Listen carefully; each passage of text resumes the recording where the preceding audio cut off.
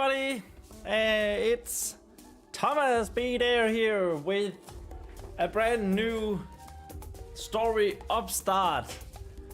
I hope you guys are doing well. This is gonna be a little bit of a different live stream today because, well, we're gonna have I didn't do the live stream yesterday because I got started on way too late thinking about what I actually wanted to do. Because I knew that we would be starting the preparations for an actual book, an actual novel. So, I also forgot that I need to have my my short form video notes ready, and as you can see, well, you can't really see it, but the layout is a bit different today. We're not doing the handwriting thing. No, it's all on my can you see it? It's all on my Chromebook, like we did like half a year ago, because as you can probably also see here, this is here. So it's all digital now, for the moment at least until we go back to, we begin the writing process of this book. So why do we want to write a book? Well, a good friend of mine challenged me a couple of months back to what was then called NaNoWriMo. It was actually last year, now that I think of it. What was called NaNoWriMo, which was National Novel Writing Month, which was in November, and the idea was that you had to write an entire book, 50,000 words, in 30 days. NaNoWriMo is no more. There were a bunch of scandals and other stuff, so they shut down in March. But I still made that promise. And so we will be doing what I would like to call #NovelNovember, or the November Novel Challenge, or Novelember. I don't really know which one we're gonna go with. Maybe we'll have a vote at some point. It is 1.5 months away. But other than me doing the challenge NovelNovember, which is just the same challenge, and maybe I hope someone might join me in that challenge. Could be fun, but let's see.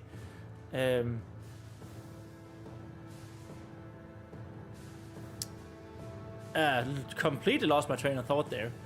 So, other than having to write, and it was a promise and all that, it's actually something that I want to do. Since we are almost done with Want, you know, when you've been here for the last long time. I need to show everything up here now, it's so different. When we're almost done with Want, there it is. I think now it's the right way around on the stream. When we're almost done with Want, I have like this, it's not burnout, but my plan is to, in the Journeys Anthology, to have, you know, 10 different short stories, one for each race in my fantasy universe, and that's number 4, and I'm already feeling like I want to do something a bit different. I want to get started on actually writing a book and not just a collection of short stories. Also because the short stories require so much background stuff to even get started. Like, we have to come up with the culture and the religion and how they intertwine with each other. We have to come up with the language. We have to come up because, you know, in my mind, the world consists of different people, different species with different languages and cultures and all that. But it's a lot of work. So we are now at a point now that we have humans and fae folk sort of nailed down, that we can get started on the first novel, the first actual book. And it is I planned it last year sometime. It is planned to be a trilogy. I have no idea when that trilogy will be done. El Cuervo says, hey, how are we getting with the novel? Well, I just started. I was just talking about what this is, El Cuervo, and the live stream this one is going to turn into. But yes, I'm gonna make a novel. So for November, I'm going to make a novel in 30 days, 50,000 words. So a book in 30 days, and I hope people will join me on that one. Hashtag Novel November, or what else we're gonna end up calling it. But yeah, like I was saying, I now have humans down. I have some background for humans. I have Fey folk down, and those are sort of what I want to have down for this one. So yeah, it's going to be book one of a trilogy that I call the Eveningsun Trilogy. Eveningsun, fun fact, is pretty much my main from World of Warcraft. At least my old main. I haven't played in a while now, but you know, it was the first character I got to level 60 with. She was a gnome with red hair, and I've always wanted her to be a paladin. That character means a lot to me, so I figured, why not? She can be a paladin in my world. So yeah, it's going to be, I have a little what section here. It's going to be a young adult, a YA fantasy novel, where the main character, she's not going to be called Eveningsun, but I'll probably explain that later. A 12-year-old, let's say 10 to 12-year-old Fayin thwarts a plot to bring doom to the world. Yes, nothing less can be the plot of my first novel, right? So the entire novel is going to take place at a paladin castle in the human lands of something that we're going to figure out, and that castle is raised on the grounds of a once great battle that is going to have implications for the story. My thinking is for the trilogy is that the first novel is going to take place in the castle. The next one is going to be like in the castle and town and the immediate surroundings. And then the third novel is going to be blown up and like in the countries, like maybe in the country of whatever we're in, the human lands.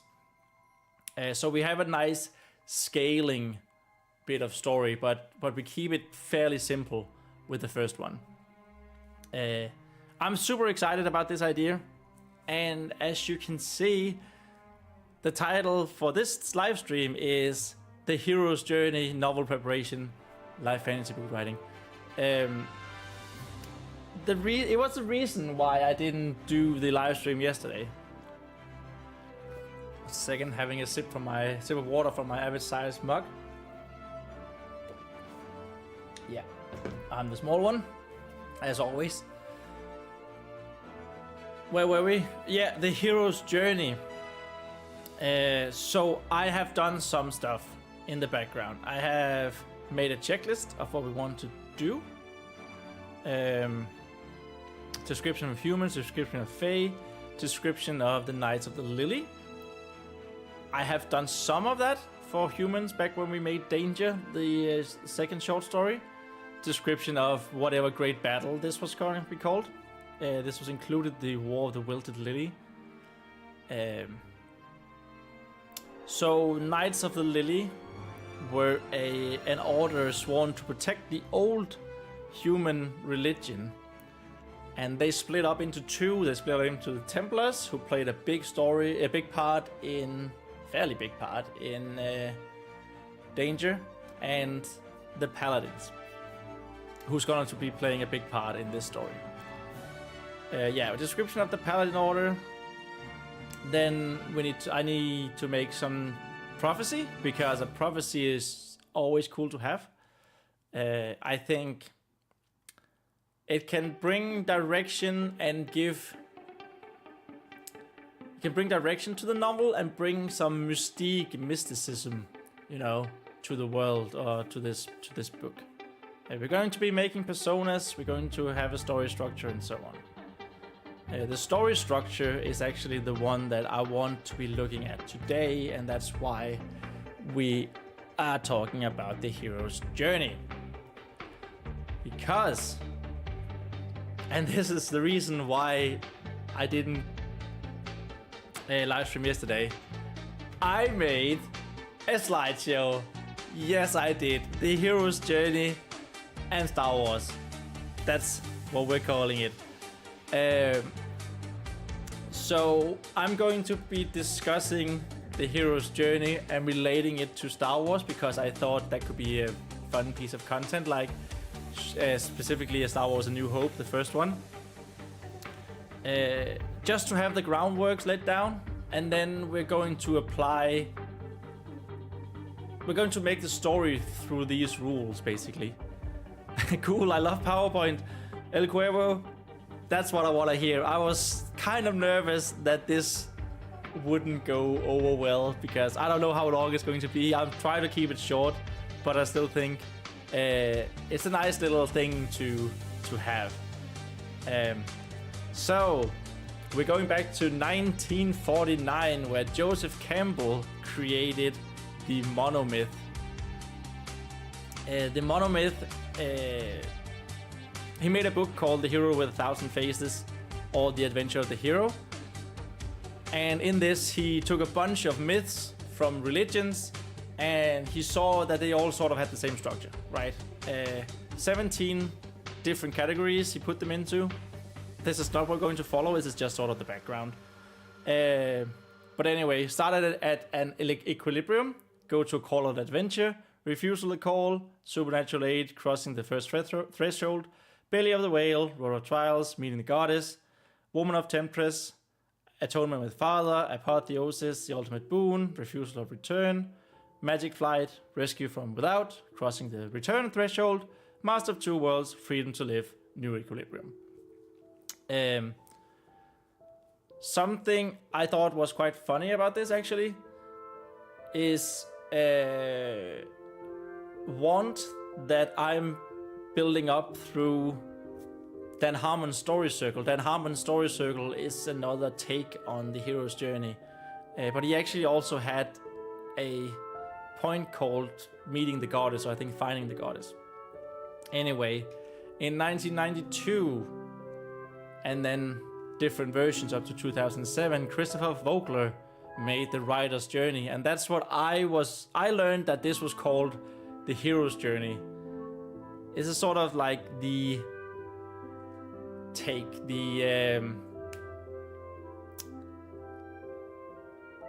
basis take on how to make a good and compelling story, and I felt that since I'm going to be making a young fantasy novel, a young adult novel, I don't want to go crazy with storytelling. This is going to be my first actual novel as well, so but he said that a good story is in 3 acts, and it's only 12 parts, so that's what we're going to be focusing on. We're starting in the ordinary world. Our hero gets a call to adventure. There's a refusal of the call, meeting a mentor, crossing the first threshold, tests, allies, enemies, approach. We're in the special world now, in Act 2. Ordeal, reward, road back. We go back to the ordinary world. There's a resurrection, and we return with an elixir that makes the world better. So that's what I learned was the hero's journey. It's called the writer's journey actually, but whatever. Hero's journey sound better. And I thought I would like to go through each of these points, but then relate it to something we all know and love. Star Wars A New Hope. I know Star Wars is not fantasy, it's science fiction, but as the great George R. Martin once said, science fiction and fantasy are 2 sides of the same coin.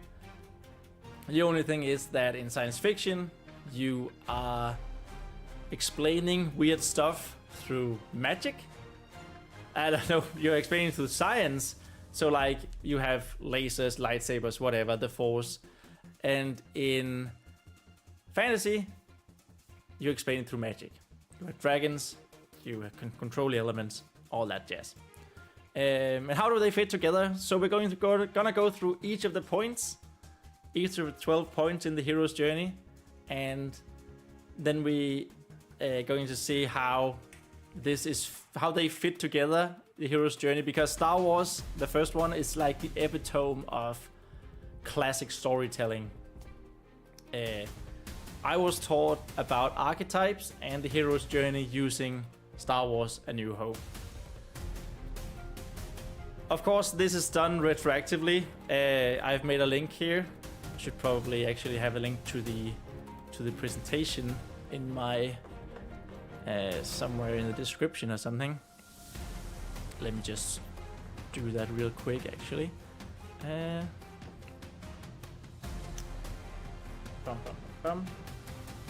So that one, that.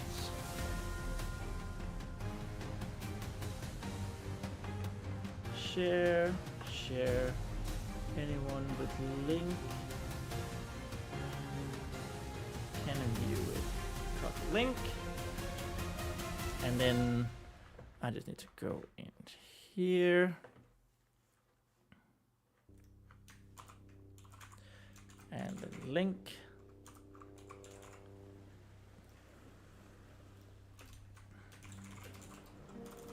Link to slideshow. Yoink. Okay, so there's a link in the description now, should be, for anyone who want to have a look at this maybe afterwards. It's not a huge, that's not a huge amount of text or anything, but I think it could be fun still. So, Star Wars, right, and the hero's journey. Well, we actually start off before the hero's journey. We start off with the intro, of course, where we get the text, the pre-story, and then we immediately see that we are actually in space with these huge spaceships, and we get to meet the villain, who is, well, George Lucas has said that it's really the story about Darth Vader, right?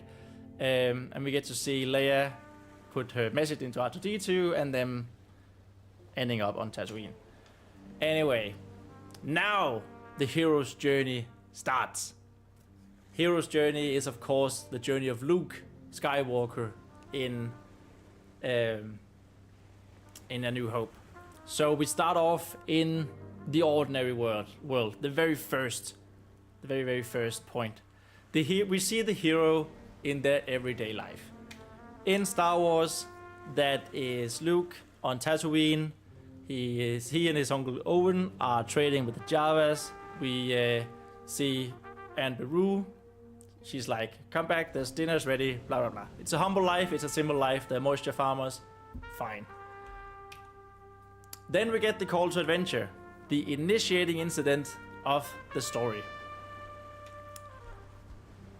And in this case, it is because, of course, they buy the two droids, C-3PO and R2-D2, and Luke triggers Leia's message, and he is intrigued, not just because she's hot, but also what she's telling.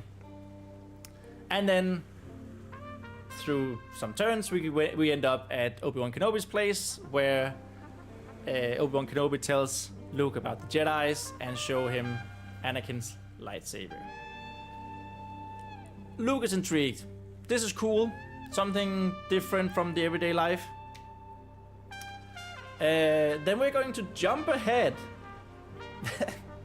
Yeah, I'm sorry, I did say this was retroactively fitting, but it's because the fourth point is meeting the mentors. The hero gains the supplies, the knowledge and confidence needed to commence the adventure. That is, of course, Obi-Wan Kenobi. He is the literal mentor of Luke. R2-D2 maybe a little bit as well. So those 2 points in Star Wars are sort of jumbled together. Yeah.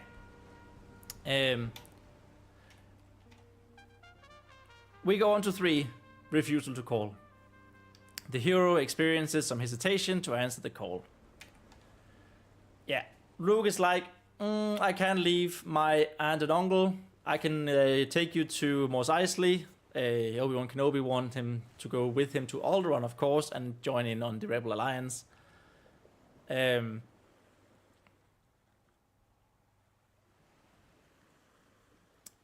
he's like, nah, can't do it. I won't do it. It's too weird. I still have my duties.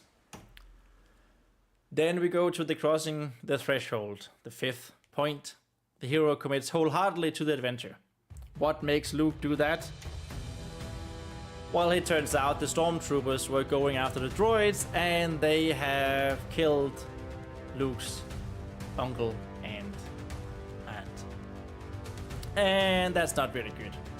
That's not very good. So Luke joins Obi-Wan Kenobi on his mission.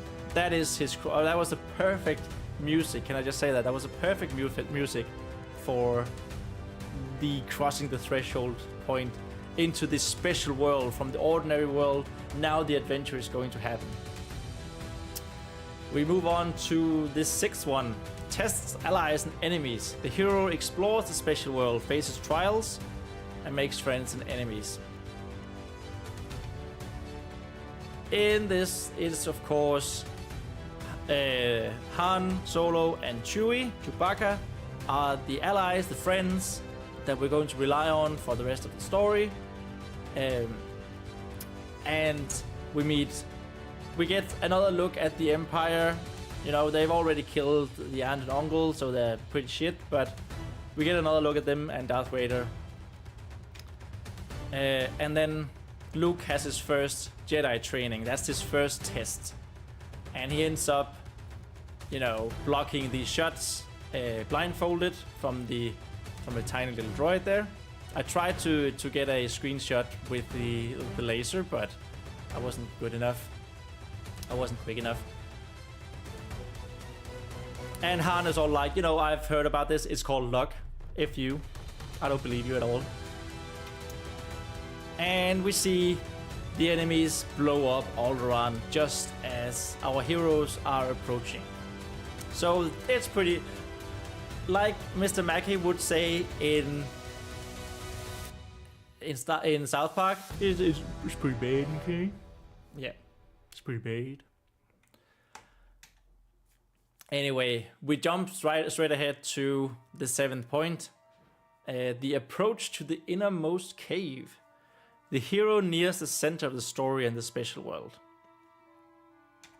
And in this, in Star Wars, that is almost quite literally what's going to happen, because Obi-Wan Kenobi says his famous words, "That's no moon," and they see the Death Star and they are literally dragged onto it. The Death Star being the innermost cave and where a lot of the action and story is going to happen. So they get, you know, they get caught in a tractor beam and then they get pulled out.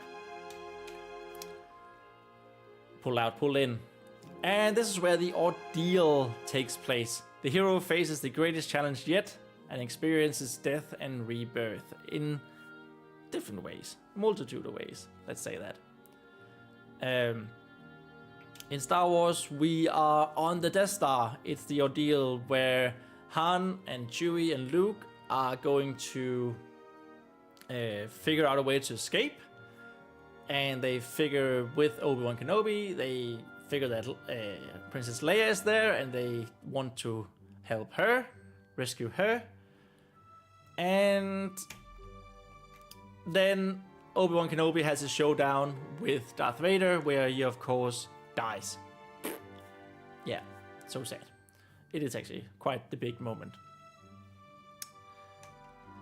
So, that brings us to the reward in the spatial world. The hero experiences the consequences of surviving death. They get away. And not only things were pretty good. Like, sure, Obi-Wan died, but they got away from the Death Star. They now have the plans to the Death Star, which I can't believe if Leia has them, or R2 has them, or Obi-Wan had them. But they have them now, at least. And Luke is, of course, quite sad that he lost Obi-Wan Kenobi, who he had known for a couple of days. And famous scene of Leia comforting him, even though her whole home planet was just destroyed. Then there's the road back. The hero returns to the ordinary world or continues to an ultimate destination. Of course, we're not going to return to the ordinary world anymore in Star Wars. The ordinary world was Luke as a humble moisture farmer on Tatooine.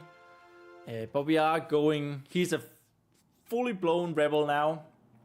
And on the road back, they get attacked by the TIE fighters. They blow them up and they escape. So the road back is actually also quite, dangerous. Then the resurrection happened. The hero experiences a final moment of death and rebirth. So they are pure when they re-enter the ordinary world. So let's just go back a little. So you could say Luke's death and rebirth from the ordeal was actually that he is now fully committed to the rebel cause, because he has seen on his own body and mind what the Empire does. And now, that is, of course, the resurrection here is, of course, the final battle. Luke, who was a good pilot, joins as a TIE fighter pilot in the Rebel Alliance's attack on the Death Star. And they now have the plans. The Rebel Alliance is resurrected. They're on the attack now. We saw them in the beginning where they were on the defense. They were being attacked. They are now attacking.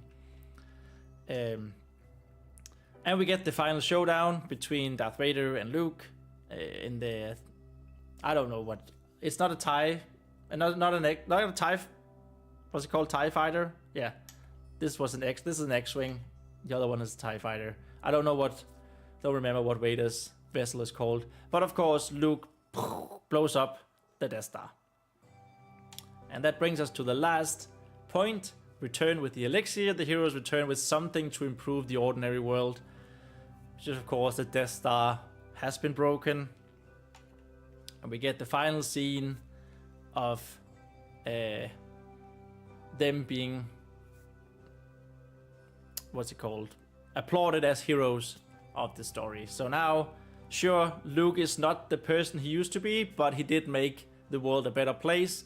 He is on his on road to becoming a Jedi as well. He listened to Obi-Wan Kenobi, who was a Force ghost, and helped him during the final showdown.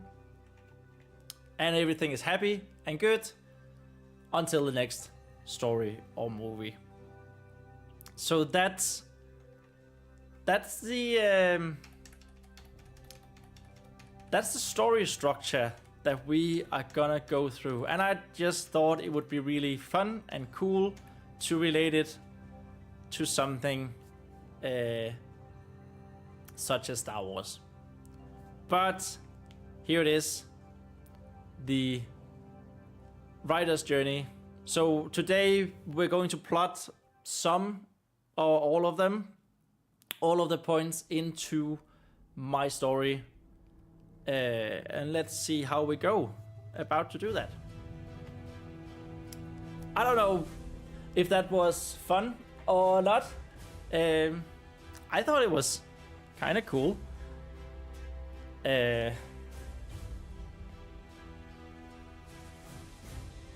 Also because I like Star Wars, and it's such a classical way of telling a story, even though it's 50 years old, soon at least. There's just so many things that works in it, and if you didn't know already,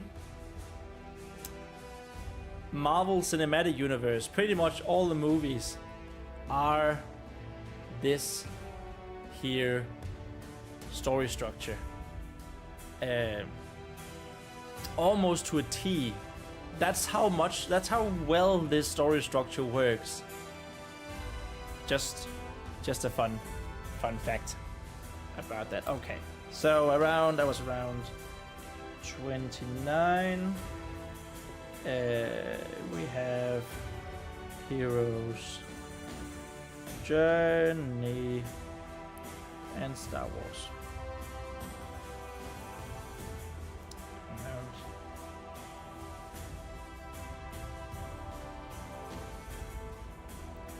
Marvel. Okay. El Cuervo says it was interesting, though I was already familiar with it. I think... thank you, first of all, El Cuervo. Thank you so much for saying that was interesting. But yeah, I think a lot of writers are actually familiar with the concept of the hero's journey because it's such a classic. But I still... This was also like a help for me because... You know, to familiarize myself a bit better with it, and of course I didn't rehearse the Star Wars thing, but I just thought it was fun to relate it to that.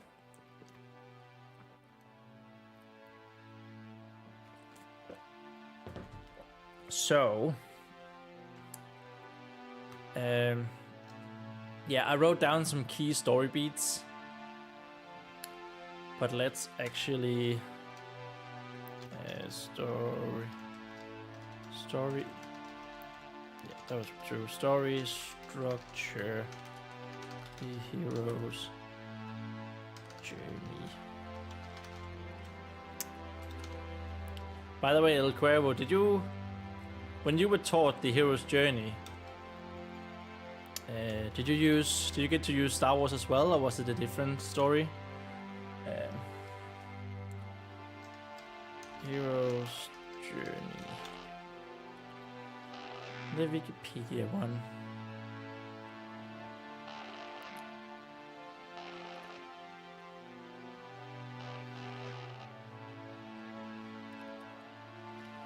It's basically it was basically the same. Can I copy image here? Yes, I can. This image is basically the same as the one I found yesterday. Okay, so let's write them down. Let's plot them down. And of course, my story doesn't necessarily have to be all of these.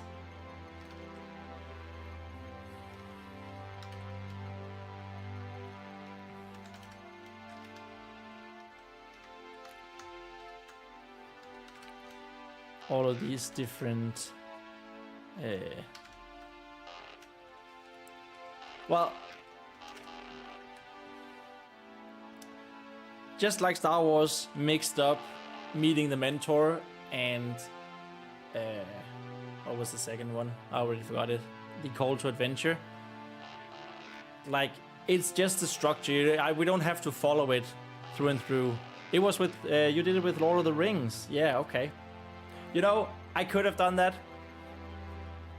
This is, of course, a fantasy channel, but that was the way I was taught it was with Star Wars. But the Lord of the Rings, especially the movie version, has pretty much the same story structure to it. I wouldn't say that the first one has in that. And I'm basing that on just the section of Tom Bombadil, right? Who is the strangest character in the world. Because he has absolutely no point in the story. And in the larger story, he's just sort of there, and he saved the hobbits like 3 or 4 times from weird shit in his own lands. So he's sort of responsible for that, but you know, good on him for not wanting to join the fight.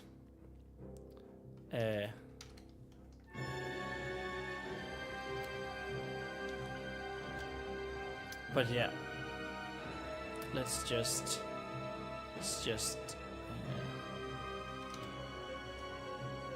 like this, set this up.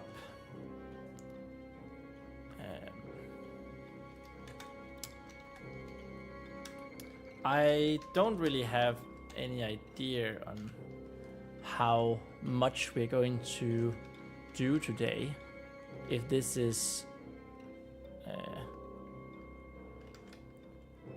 going to be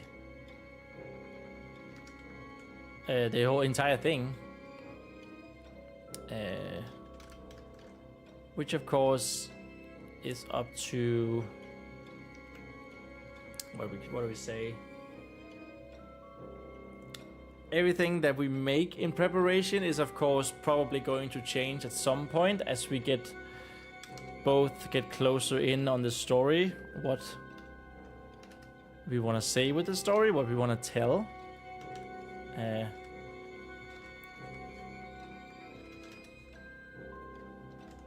And you know, I'm sure that once we actually get to write the story in November, and then subsequently I should have done this in preparation before the live stream. That's a lesson till next time.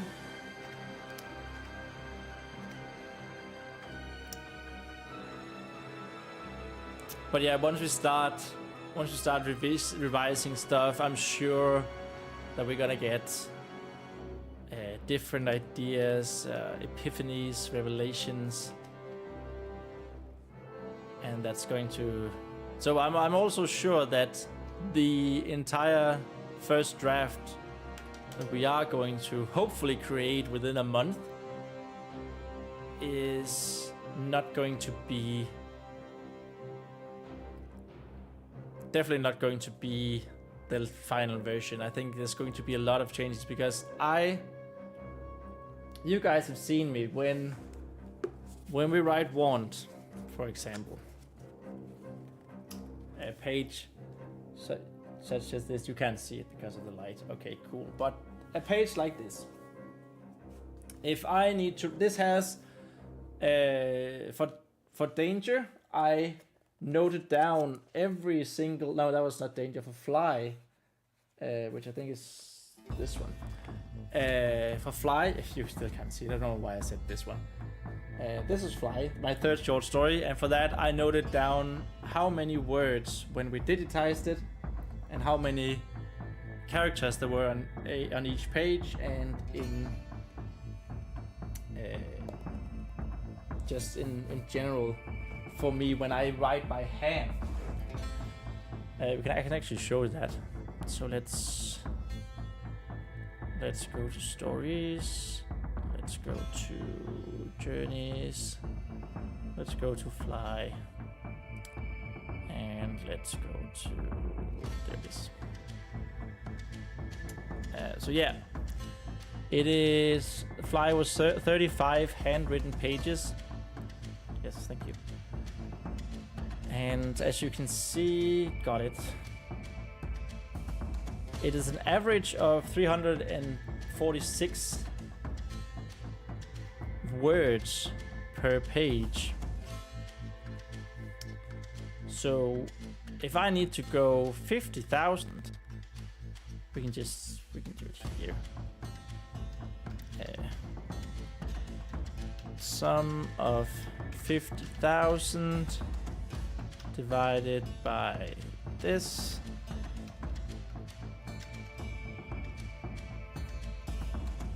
That means that we need to write 144.5. Let's just go like this. 0.5 pages to be done, which in turn on a 30-day month like November means that we need to write just under 5 pages a day for every day of that month.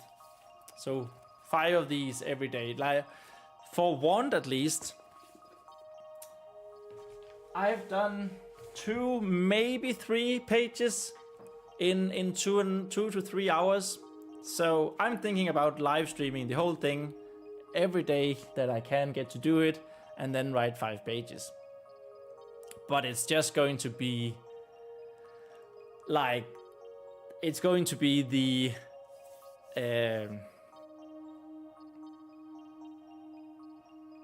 quickest, the fastest writing ever. Like, it's just gonna be, I think about a lot of what I write in the short stories, and sometimes we go long stretches without writing anything, but I think just to be sure that we hit the goal of 5 pages, because it's an approximation, but you know, that's with the average.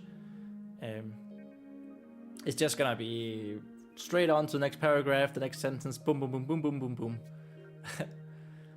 So that's why I want the preparation for this novel to be really good. And the closer we are gonna come to November and that challenge, the closer we are going, the more focused on this novel we're gonna do. So right now I'm thinking that one of my 2 live streams, 2 maybe 3 live streams a week, is going to be dedicated to this preparation, and then the other one is going to be Want, whether it's the digitizing, a revision, or the translation. Because I also want to finish Want, of course, before the end of the year and have it up on both my webpage and the channel. Anyway, that was a sidetrack, just to talk a little bit about what we need to do and why I think the challenge is going to be interesting, and a little bit more why we're doing what we're doing today. But it all starts with the hero's journey. So,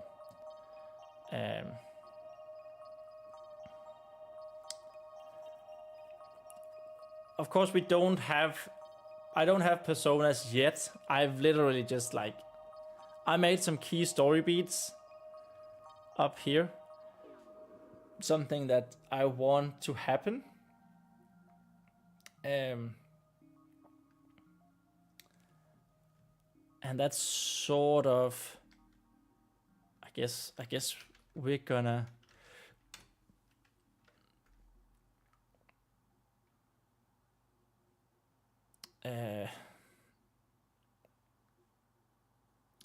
have that up and sort of plot that into our hero's journey, to make sure that we're following it. And like I said, I've never done a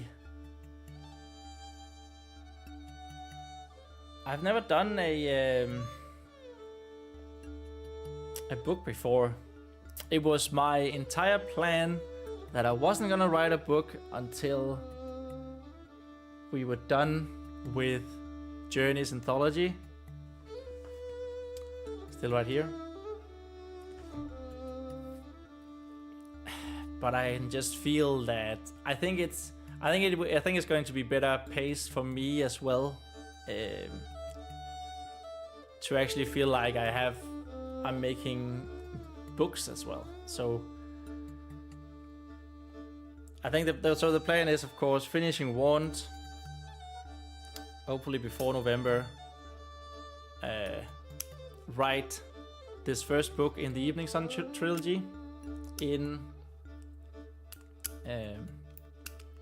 November, and then start working on that. And in the meantime, or intertwining with working on that, I probably want to start on the 5th short story of Journeys. Anyway, so that was a whole lot of talking just to avoid having to start. It's getting very real, guys. About starting on this story, on the preparation for it. Of course, it's not going to be real until November, but yeah. Maybe that was why I did the slideshow thing. Yeah, let's do it, El Cuervo, let's do it. So, the ordinary world. Should we have the...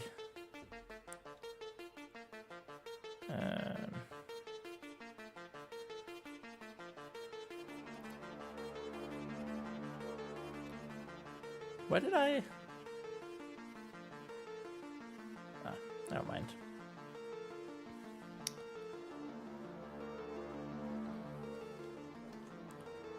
I just want to have the...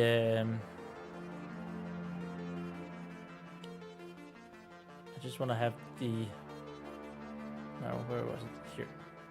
These small intros here.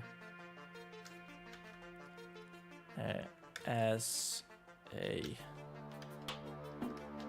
Right. Hero is in the everyday life. Just so I don't have to go back and forth. I think I know them by heart, but it's always nice to have them. The initiating incident of the story. No, what the hell did I press? Okay, there we go. There we go. And hero gains his supplies. To commence the adventure.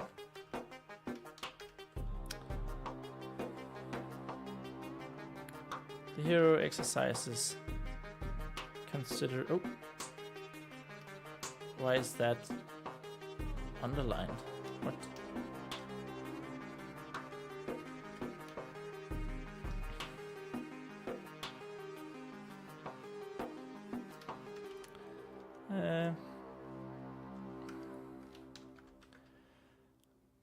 Crossing the threshold. Test allies and enemies. Oops.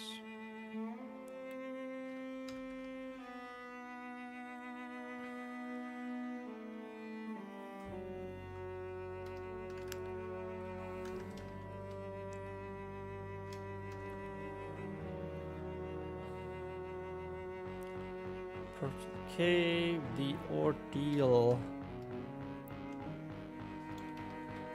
Oops. What? Why were you not normal text? There we go. Why are you now? Oh no. What did we do? Something weird about this. There we go. Reward. Oh my god. Why are you like this? Google Drive. The road back. The road back. There was.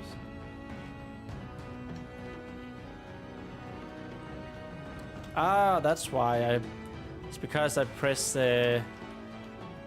when I go down here, I for some reason press Shift Enter, then just makes it go to the next line.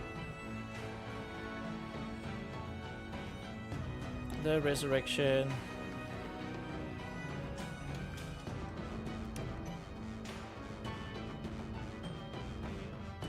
And the hero returns. There we go. Okay. Returns with the elixir.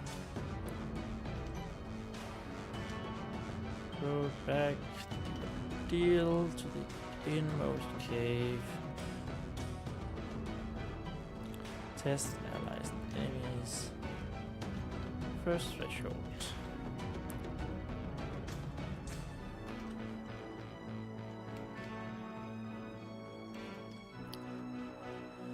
Okay, so the hero is seen in their everyday life now that we have it down.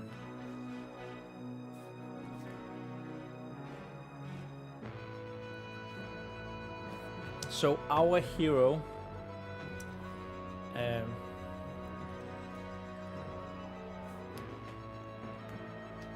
Actually, let's go here. No. Character personas.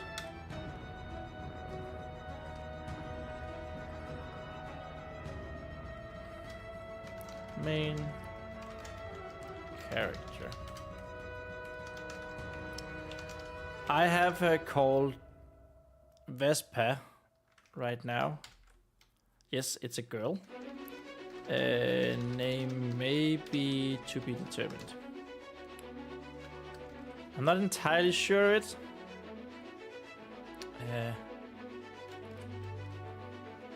I sort of had this idea in my head that actually let's write that here. Let's go intro first, just like Star Wars did. Not part of the hero's journey.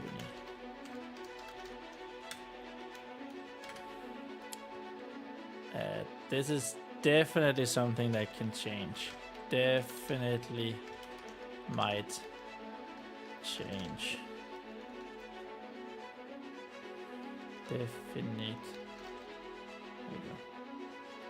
Definitely might change. I was thinking of going like a little bit. I don't want to say the author who must not be named, but a little bit leaning on Harry Potter, the intro to Harry Potter. Because what I mean by that is, as I said in the beginning earlier, our main character is going to be a fae folk. They're not going to be human, they're going to be fae folk in a human world. And so I figured the intro could be like Dumbledore and McGonagall are delivering and Hagrid are delivering Harry Potter to the Dursleys. We would have two figures dramatically delivering the main character to this paladin castle / temple that the story is gonna take place in. Two mysterious figures. I don't know why I said that. It's going to be her parents.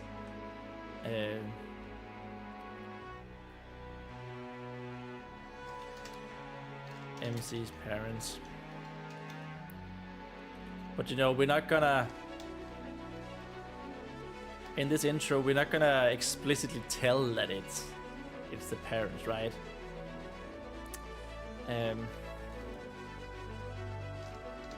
Delivers MC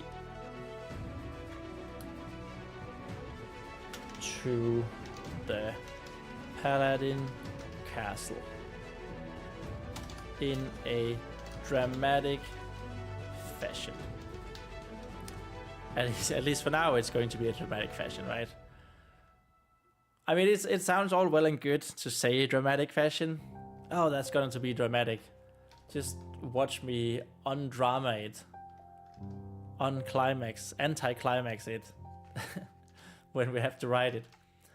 But that's not until November, so we got 1.5 months until. Right now we can just be in the dream that it's gonna be drama and suspenseful and high tension, right? In dramatic fashion. Yes.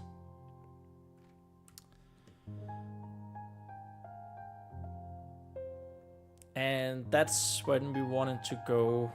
Just have some quick facts. I usually do this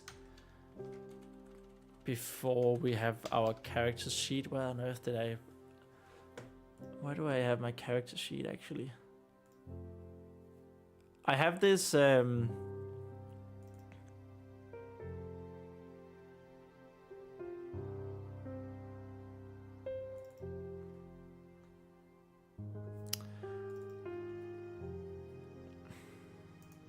have this specific character sheet that I fill out with backgrounds and everything. And you know, their appearance, their desires, their hopes, their dreams, their fears, their insecurities, to really get a feel for these characters, these people that we're writing.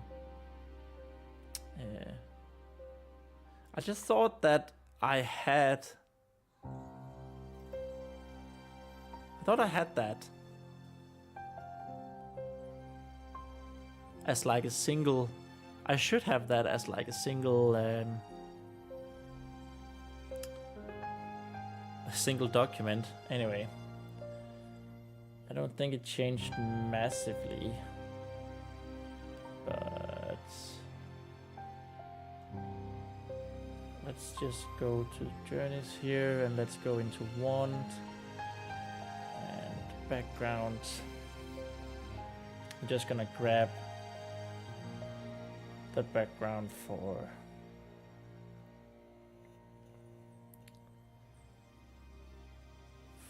Carl and Gwilfane here. And then we're just gonna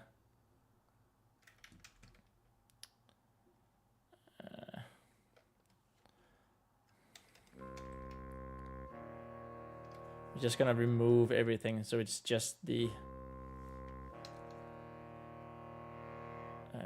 giant quirks.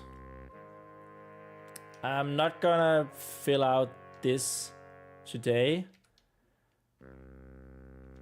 but it's just to show you what I do to make characters believable, so I feel for the characters.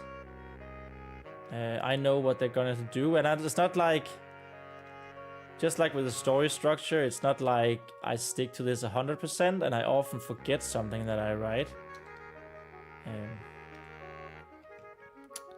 Name Brainstorm. So quick facts. And a naming brainstorm. Didn't I already do this?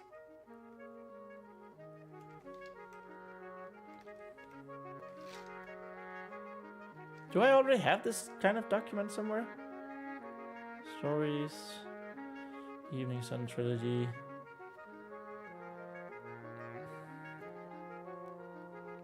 Oh, did I put it in here?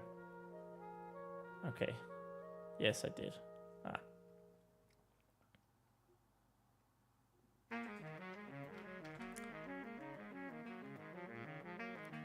So remove that, and we don't need that.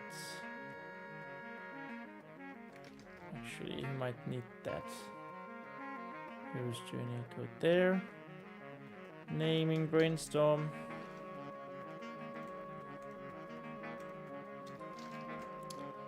There we go. So she might be called Vespa. Or at least so far she might be called Vespa. And this is right again, Vespa. Human name. Human name.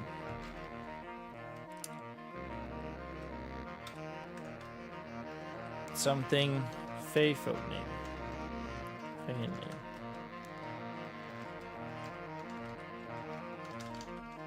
Which we're gonna come up with later at some point. I don't know how much it'll matter, but yeah. She is going to be 10 to 12 years old. So she's like preteen, tween. Maybe she's just gonna be 11. But then again, Harry Potter starts at when she's 11.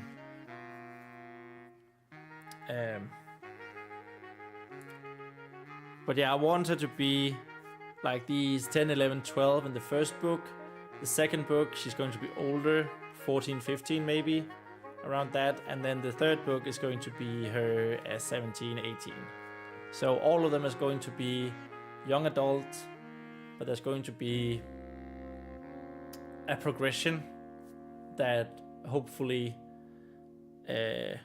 anyone who reads every book can feel connected to that and the struggles that she's going to encounter. But right now she is, in the first book, she's going to be a child.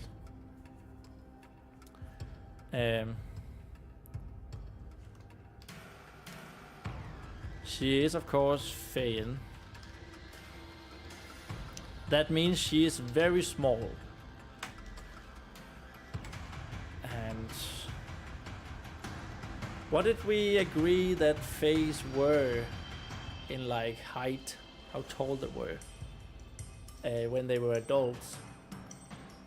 So they were like a human to the waist, right?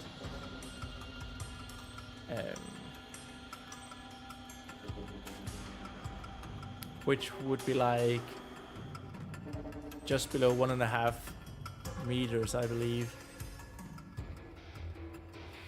Let me just one second.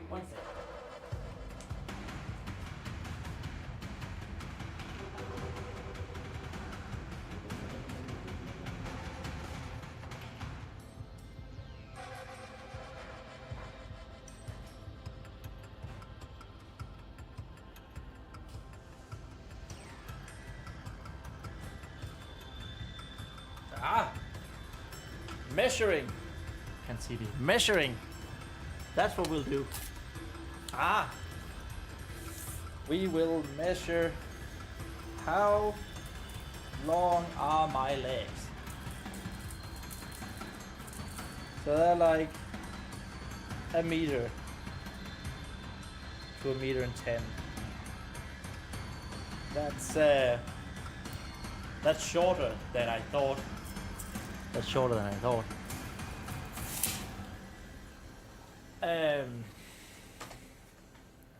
Small adult phase, adult Feyens are approximately 100 centimeters to, let's say, 90 to 120 centimeters tall. So child Feyens are shorter than that. Let's just, that could be a fun 03 measuring legs.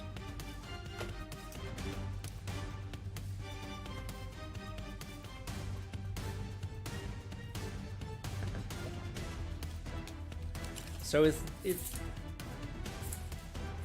is a meter. Oh sugar.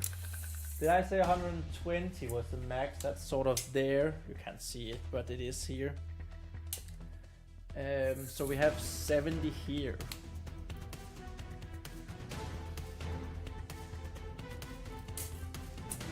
That's not very tall. You can't. This is 70. It is 70 centimeters. It's going to be just over my knee. Well, you can't see that either. Great. This is great content.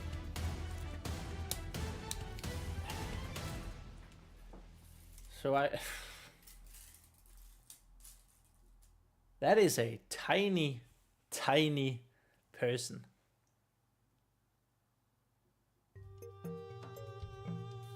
But I mean, it might be kind of funny.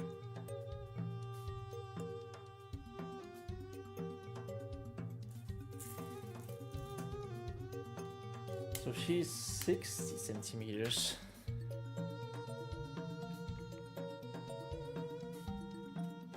This is standing on my table now.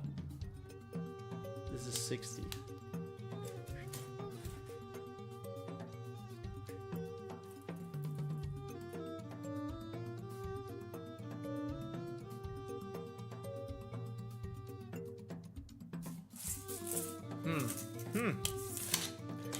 Very interesting.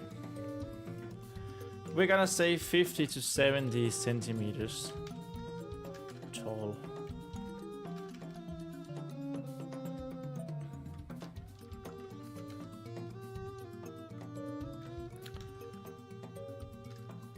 Around 10 years of age. So that would mean that they gain most of their height actually in like the first 10 years. It's my fantasy universe. That can totally happen. Let me just... This is going to be here. Okay. But it's fine. It's fine.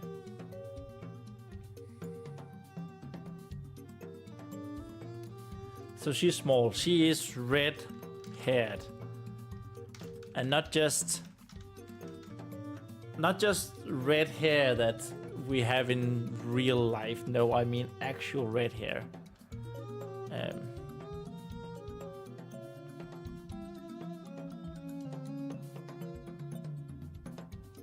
I thought I had a...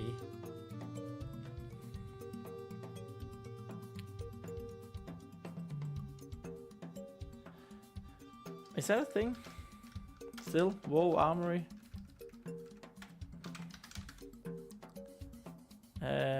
.eu. Because, like I mentioned... Yes. Search for characters. Eveningsun is my World of Warcraft character. And she looks like this.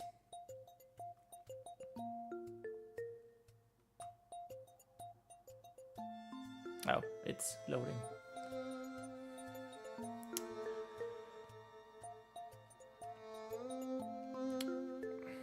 So this is basically going to be her. Is this an image? Inspect. Because I want to take this image then. Character profile.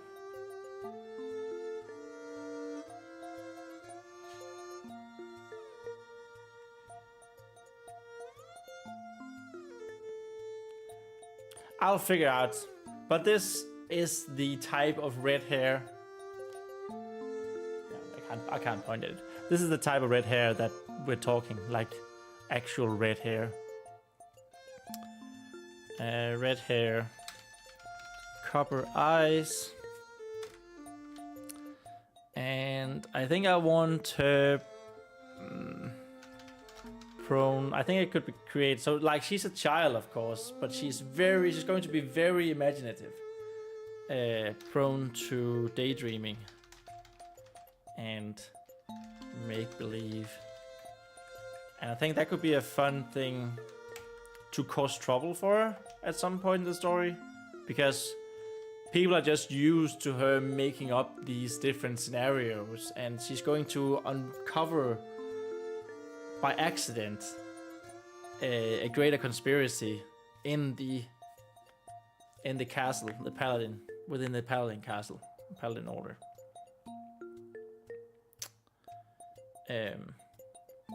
I have given this a lot of thought.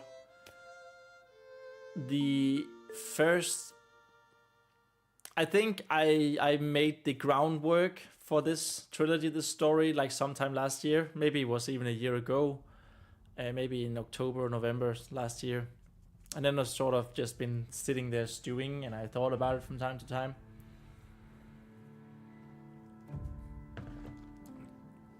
But yeah. She is strong. Not just for her size.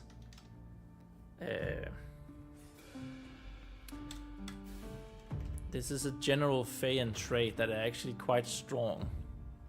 Or can be quite. Yeah, their species is quite strong.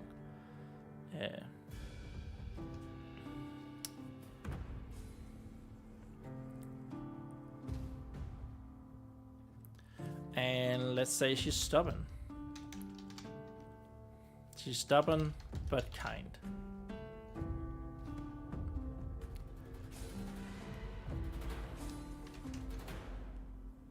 I mean, those two are not mutually exclusive, right? But so that's a very quick facts thing.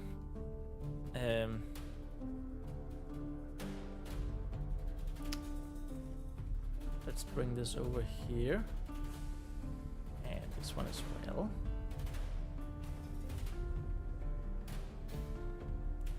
Oh yeah, I think I accidentally went away from it, but a dramatic fashion at night or evening.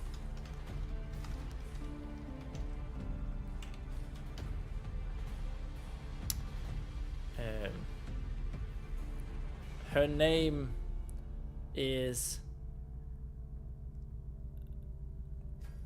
So she's delivered during the evening or the night.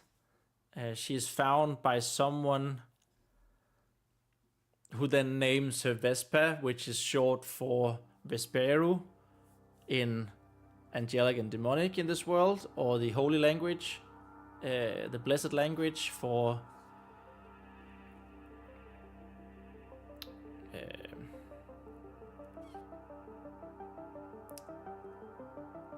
humans. That's what I wanted to say. And that's of course is inspired by Latin, where a vesper or vespers is the evening prayer. It's Latin for evening. So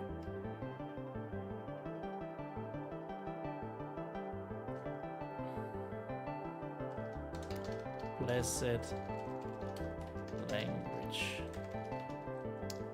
Yeah, I'm just gonna. This is not really relevant, so I don't want. I might as well just.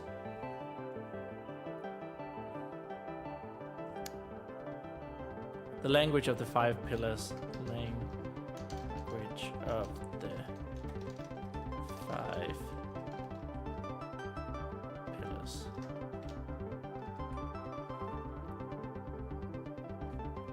That means evening. She was found in the evening. It makes sense to call her Vesper. She could also be called Vesperu. Vesperu. And then that's short for evening. Because humans have two different languages. They have human language, which, you know, of course has changed over millennia. And then they have the blessed language, which is the language of the five pillars, which the teachings of the five pillars were brought to them by the angels. So that's why it said angelic language. And then some other species that you guys are gonna not have to worry about until we get to their short story. It's fine. It's fine.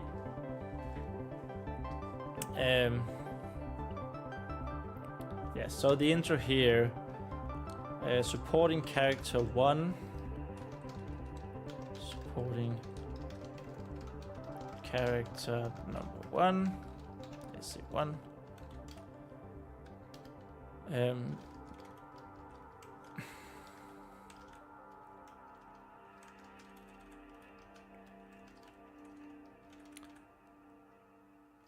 Vespa.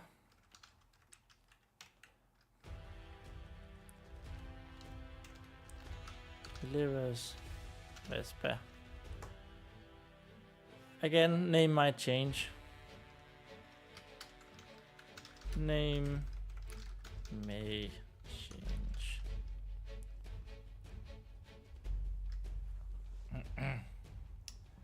But she finds Vespa. I want the main character's name. I want it to be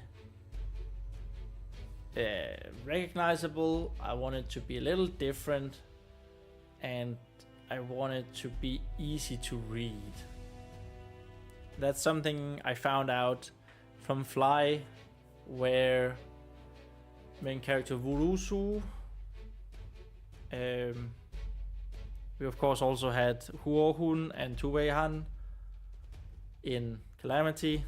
We had Parthisax in Danger. I haven't been great at naming my characters something easy. Let's just say that. And I was made aware of this by my parents, actually, who gracefully read Fly in Danish, but it's still the same names. And they were like, not that I necessarily agree with them. They're not fantasy readers. They don't really care for fantasy, but they did say that they had trouble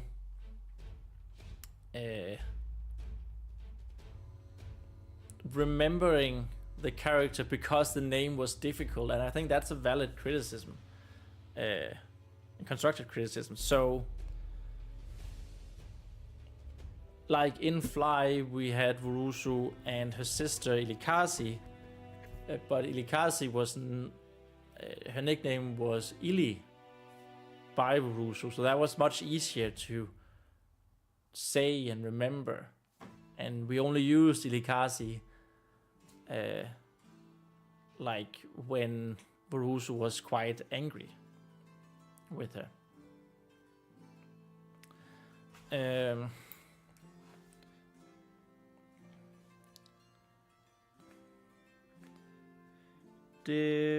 Difficult names.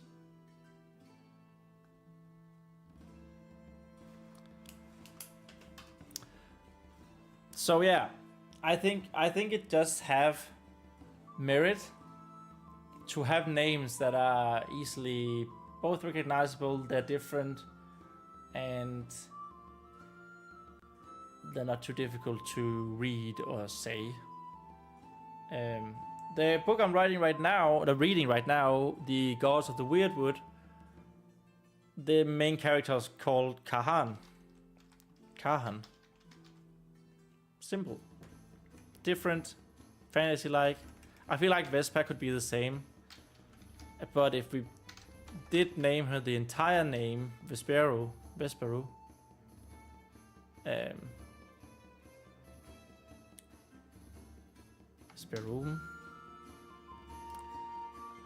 it gets bigger. But Vespa might then just be her nickname.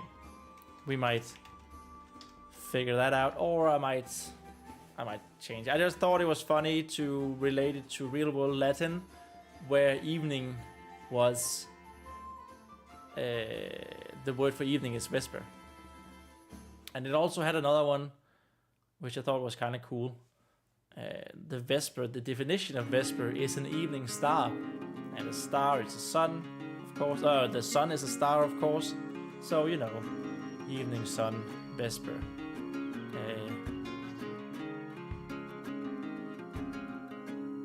Yeah, finds vesper, delivers a baby vesper to the castle in the right fashion. Finds vesper. At the doorstep, takes her in and names her. So that's the intro for now. Now we get to see the hero in the ordinary world, and I feel like it could be really cool and dramatic establishing shot to be in the fantasy, in the imagination of Vespa, of our main character. So right away we establish that Vespa is a dreamer. She has a vivid imagination, and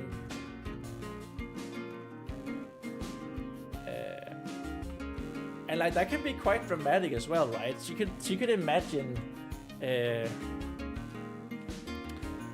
fighting dragons.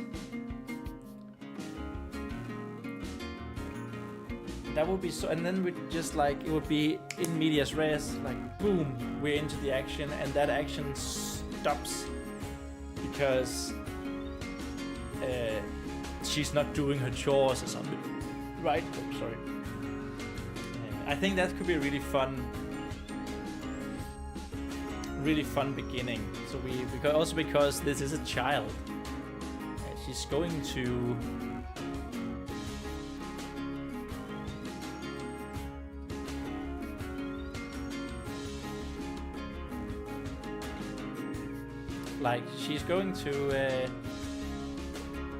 have a vivid imagination.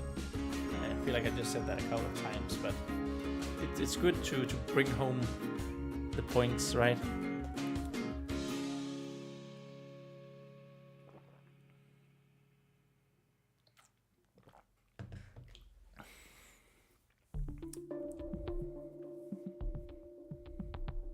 Maybe she's also someone who gets distracted a lot, prone to daydreaming, make-believe, gets distracted a lot easily. So that would be like an entrance to the call to adventure.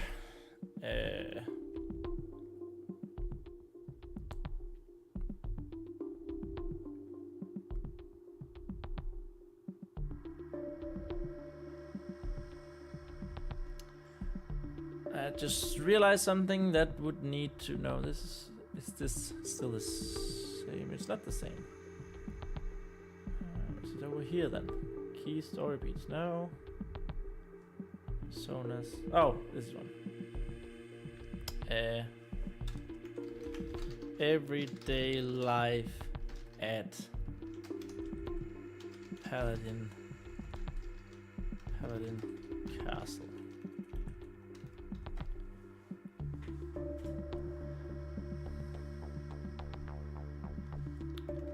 Paladin Castle. Name TBD.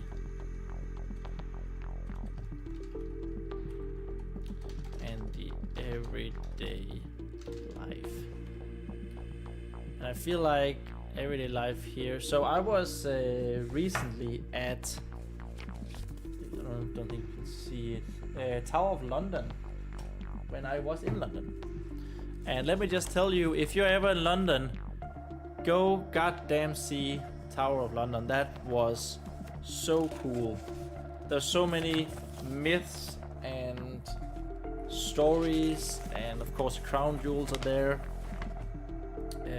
But it was so good for inspiration. So this is a little awkward because you can't actually see it. This is a map of Tower of London.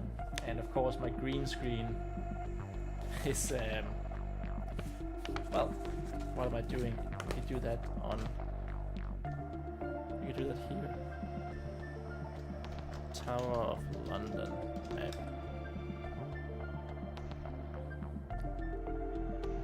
Duh, this is the actual map that I was just trying to show you.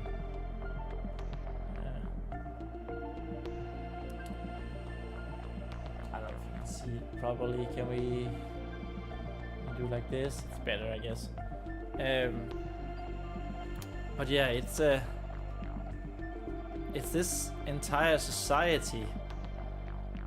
It's this entire small society within those walls, and that's sort of what we want to describe as well. People were living here. They were guarding stuff, of course. There were prisoners here. They had the myth of the ravens there. No one really know why that was. It's something called a traitor's gate. Executions happens. They had a bestiary.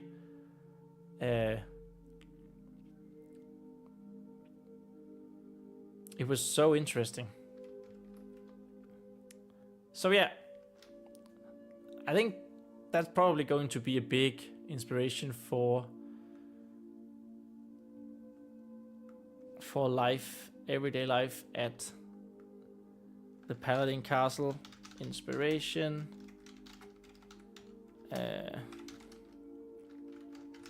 Tower of London. Just in general, how those types of buildings or complexes worked. And also monasteries.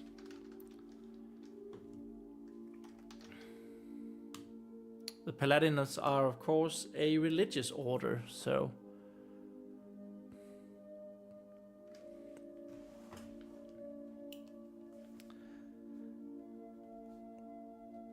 Tower of London.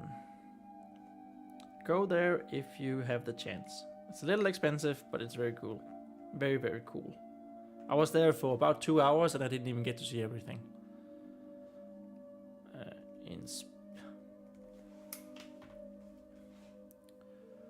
Okay. So yeah.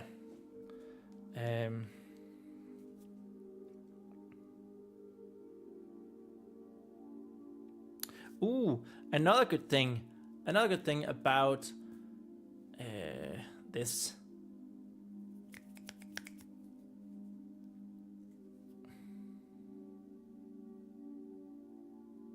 About an intro that is actually in the imagination, in the mind of this little girl, is that we get to say she's the hero of the story without explicitly stating it, right? She is going to be an actual hero in her fantasy story.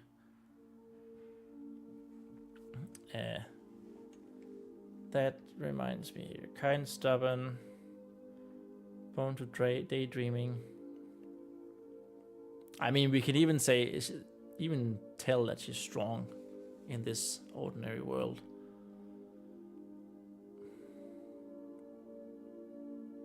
If we do it right. Okay.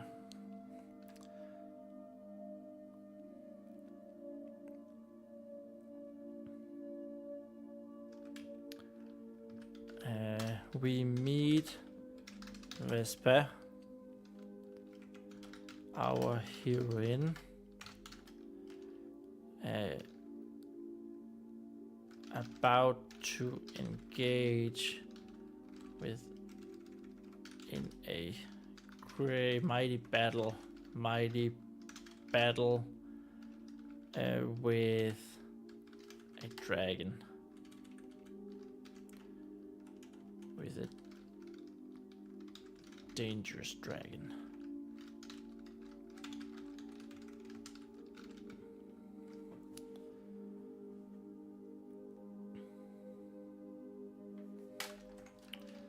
She is fully equipped in the armor, in the fitted armor of the Paladin Order.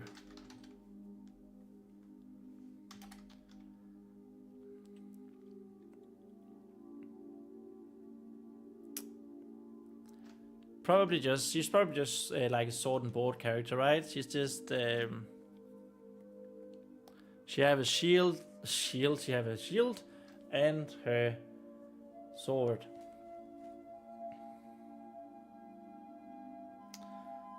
Fully equipped. I'm on the Paladin Order. A broadsword. Bigger than she is. And a shield. And adorning a shield.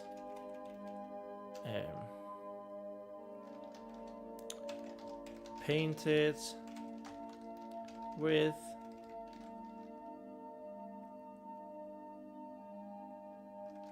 the Paladin Castle.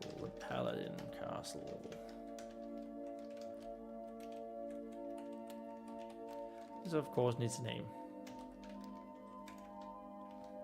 Name.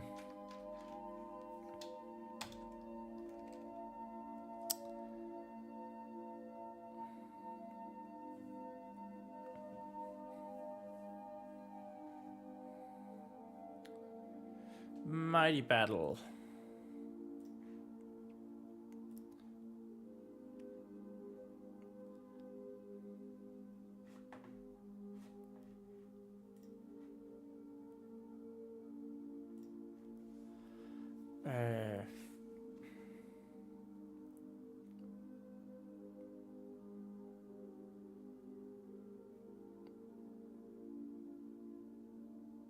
Yeah, that's... I didn't think about that. That's actually, I think that's a really fun introduction to the story. So the battle gets interrupted. Battle gets interrupted. Just as Vesper is about to slay the dragon.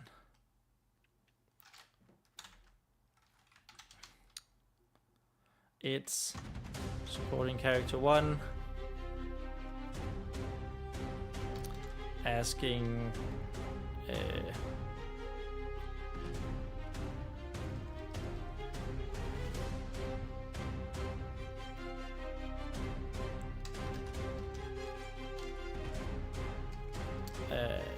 asking why Vesper hasn't, or if she's done, asking Vesper if she's done. If she's done with her chores. She's done with her chores.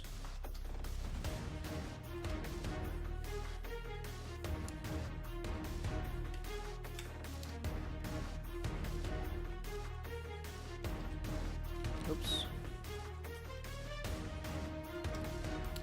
It was all just a fantasy. It was all just a fantasy. Daydream. Now what's the chore?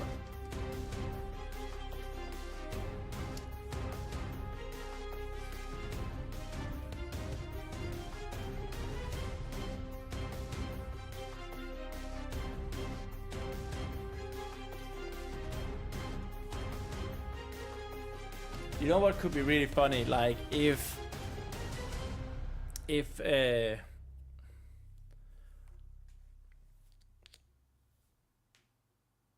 this was in like the kitchen and the dragon, you know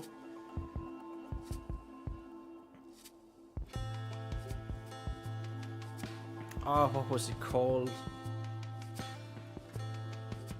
There was this game called Costume Quest, which was just, I loved it. It was these kids, you were these kids on Halloween, and then you went into battle. You were walking around the neighborhood, of course. If you can really see, you can't really do like this. You were walking around the neighborhood in these costumes, and then when you got into battle, that is Costume Quest. This one is, I think. Yeah, so like that little guy there in the robot suit, when you went into battle, he was a full-on transformer, right? I love just the imaginings of that. And so if like she's in the kitchen alone, she's wearing a pot on her head, she's wearing a lid as a shield, she has like a soup spoon as her sword, and then she just throws the soup spoon she throws a sword at the dragon, which is like the oven or something, and she hits the supporting character straight in the noggin. That might be... It's about to slay the dragon. That might actually be better. She throws her sword at the dragon's gaping maw.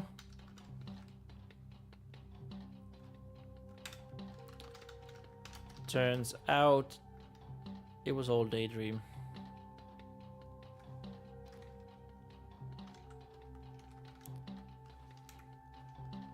It was all a daydream. The sword, the dragon, a kitchen, an oven, stone oven,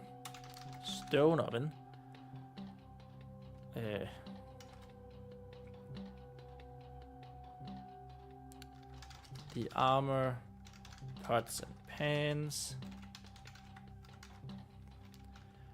the shield, a pot lid, and the sword, a soup spoon. Maybe it's not a sword then, maybe it is actually a mace, a warhammer. Yeah, a warhammer.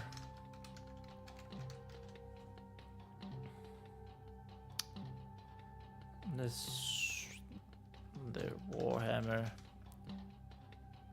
a soup spoon. I mean,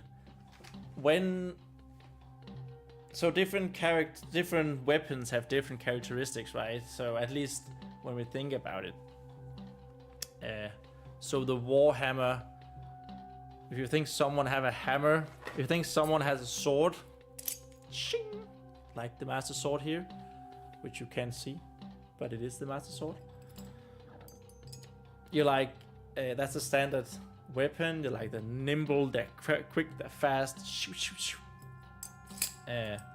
But if someone has a hammer, they're about brute strength, right? They're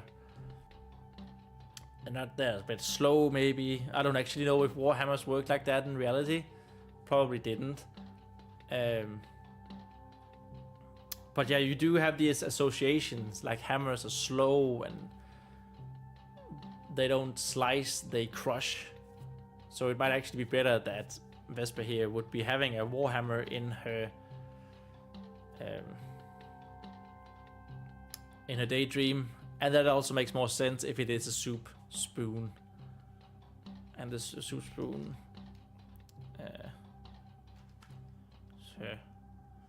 warhammer.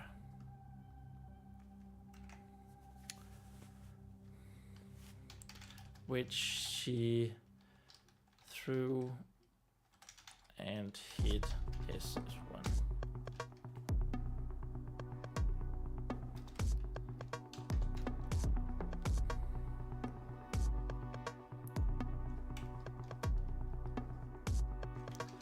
The soup spoon hits supportive character 1 on the forehead, and abruptly ends. That's not how you spell abruptly. That's how you spell abruptly. That was not how you spell abruptly either. And abruptly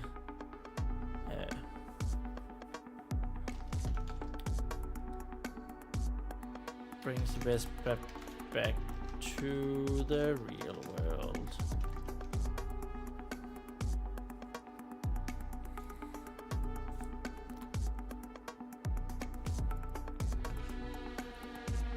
I can tell that this might take this hero's journey here. Now we did spend half an hour, 45 minutes just talking about the hero's journey, but this might take a couple of live streams if we are going to be this meticulous about it, which I think I want to be. I want the preparations to be really good, of course. I want And I don't even think 1.5 months is particularly much either to be preparing for an entire book. Especially if we're going to do... Especially if we're going to be doing background lore as well. To be fair, I do have most of the background lore down, so that's pretty good. We just need to expand on the Paladin Order and the Knights of the Lily, and when they split up, and then the Great Battle. That's sort of going to be the center point. The center background lore is going to be the great battle that happened sometime. This one here.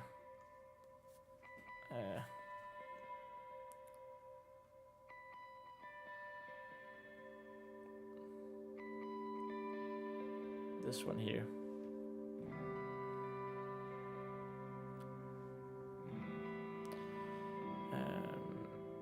Okay.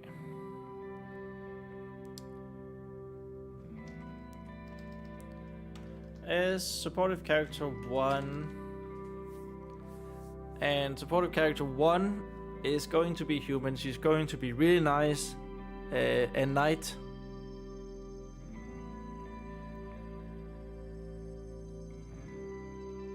It's going to be a interesting... I don't know if you necessarily need to think about that yet, but I imagine this castle here is going to be in a land quite far away from the other human kingdoms, or like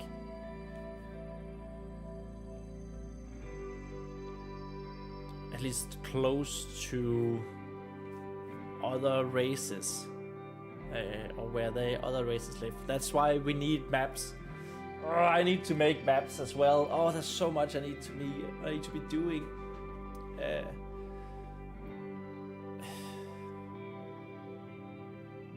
I have this idea that the closer you come to the religious center of the humans, which is Havenbring, great big city with the biggest temple of the 5 pillars, the more orthodox they're going to become, and the more, what would you say, strict.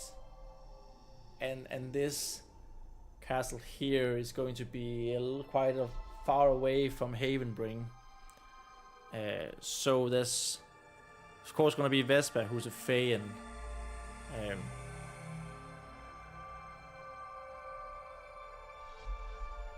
and I think women bound to be knights and paladins as well here, but they're not in, like, or maybe the paladins are just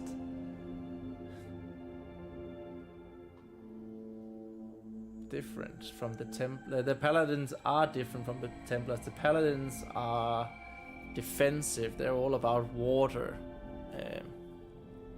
blessed water, and strong defense.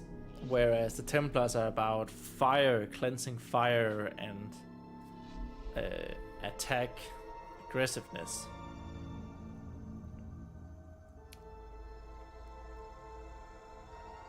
But what I wanted to say was that I think I want this castle to have like a dwarf as well. Now because we have dwarves. So there's going to be like a blacksmith there who's a dwarf. It's going to be female, women knights. Of course, most of them gonna be humans still, but maybe there's elves there as well.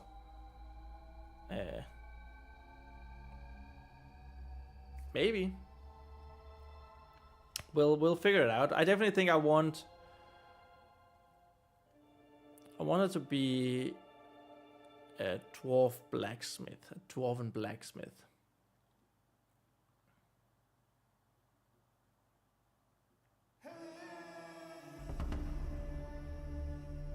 you know, to mix things up a little bit. But we'll see when we'll cross that bridge when we get there.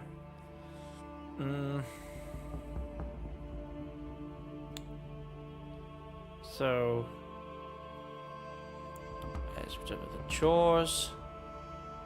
Vesper lies. And gets called out immediately.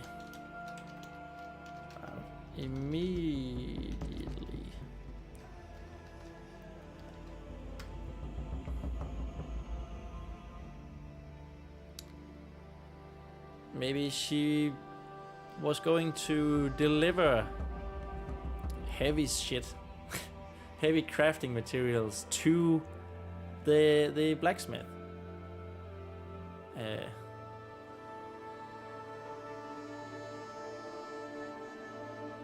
Oh yeah, something I just sort of realized it. I want her to hear voices.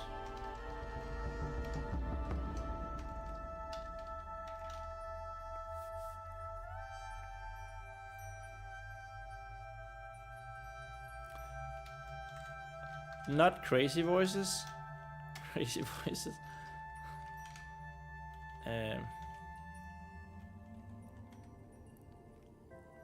But she is Fae. She is a Fae folk. She's a Faean, right?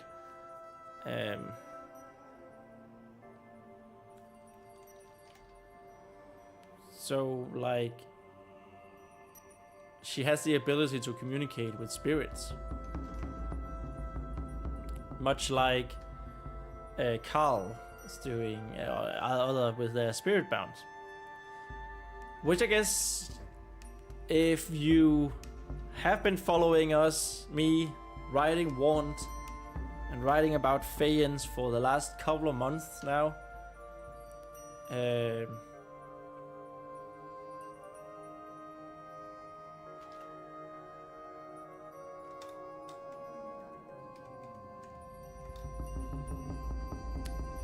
she has no spirit bound.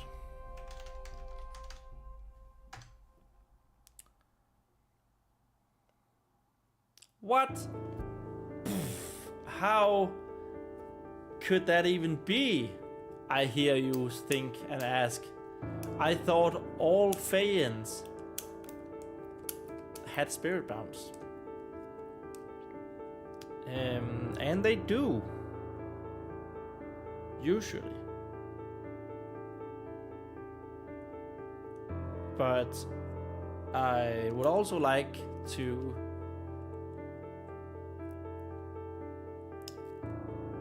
direct your attention at to the fact that we discussed so much in Warned that it's a big deal to leave the realm tree, and this is a couple of parents in the intro who delivering their baby to a human paladin castle. So something's not quite right there. I think that's a good drama mysticism. So she doesn't have a spirit bound, and I think it should be part of the story that she actually finds a spirit bound.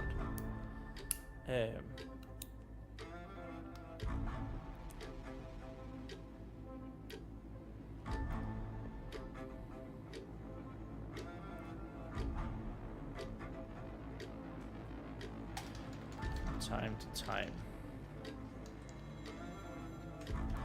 Not all the time.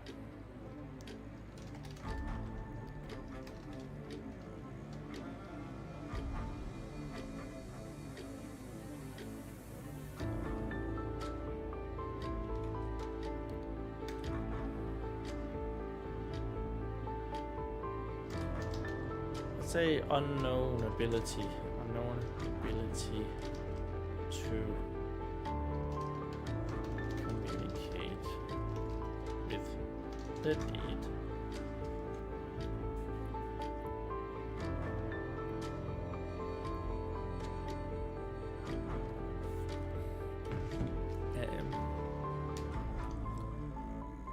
No spirit bound should be way higher. Feyen, no spirit bound.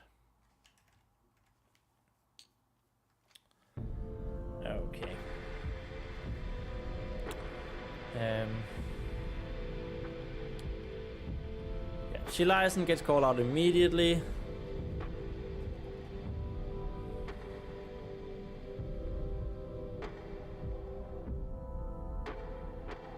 You know, we're just gonna say she's 12. There we go, she's 12.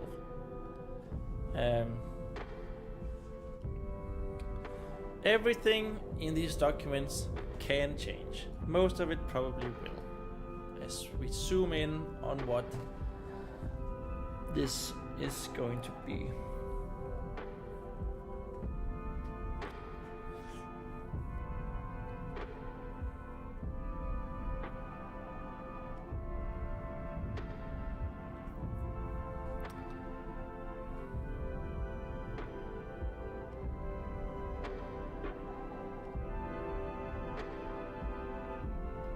So let's say here, turns out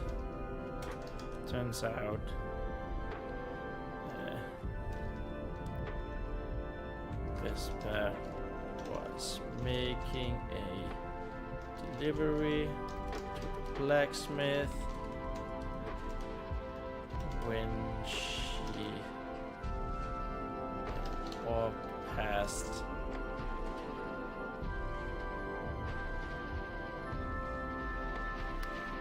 castle's blacksmith when she walked past.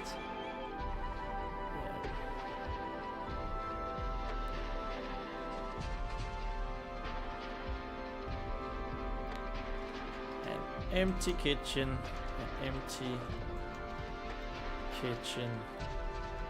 and saw the fiery oven.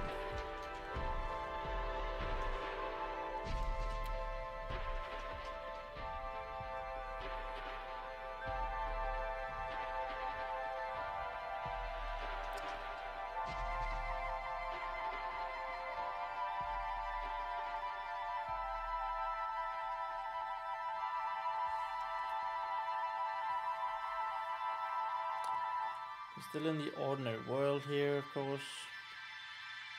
I think it's a strong start. Like, in depending on how dramatic we can make this first part of the story, I feel like this ordinary world point is this is pretty strong. I like it.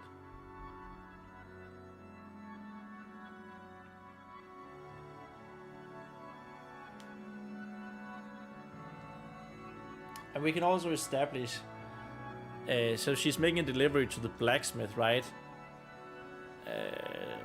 Making a delivery to the castle's blacksmith. So we can establish that Vespa is very strong for her size.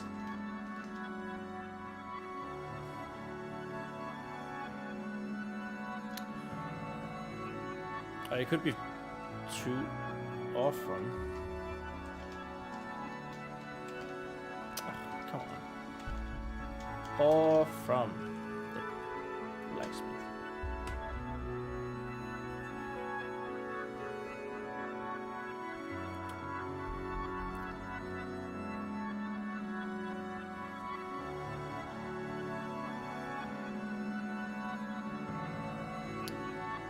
I just realized something. Maybe we should novel preparation.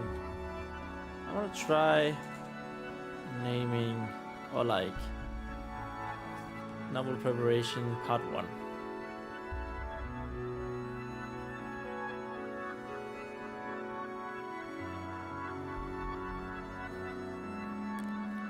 I'm just changing the title right now. I know it's a weird thing to do in the middle of a live stream that's been going on for 2 hours. But here I am. I am quite weird. You know, see how they perform when we get to part 30 part 50 of the novel preparation. Vespalias gets called out immediately.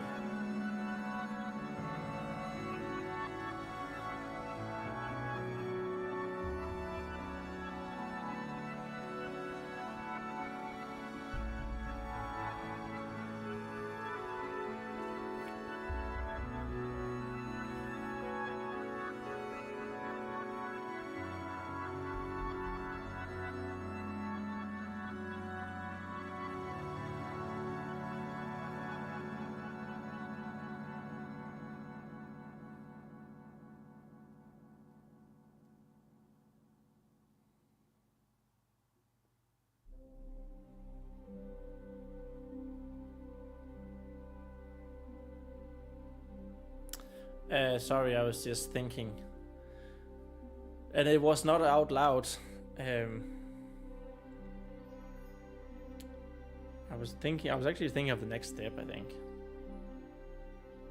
I was thinking about the next step, I think. Very articulate, very nice.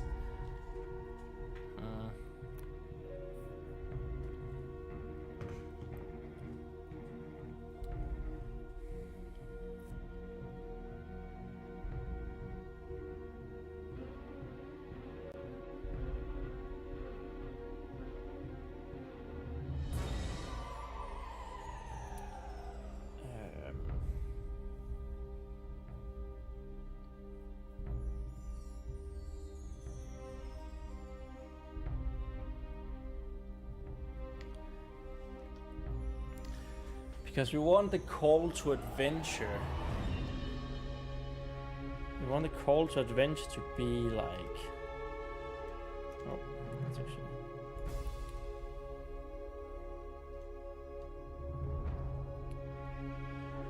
To be... Vespa...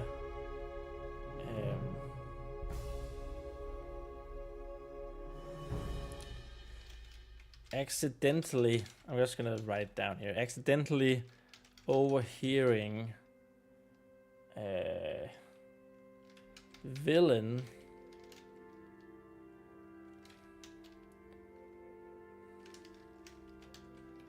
VI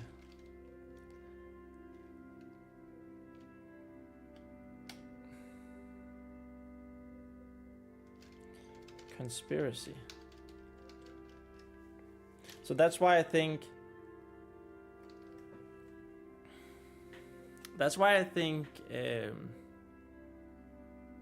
oh, that's something else we need.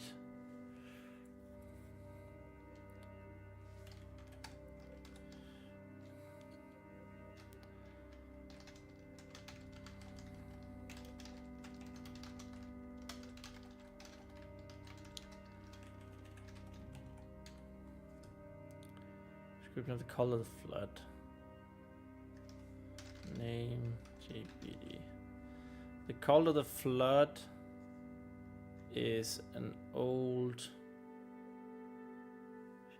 human religion. The doomsday, one of the doomsday prophecies for the equilibrium, the old human religion, is called the flood, and I want them to be like the bad guys, the villains in this story. Conspiracy of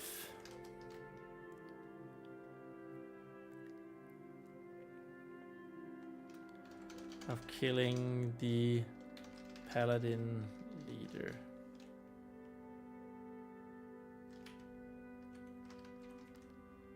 The leader of the castle's paladin order.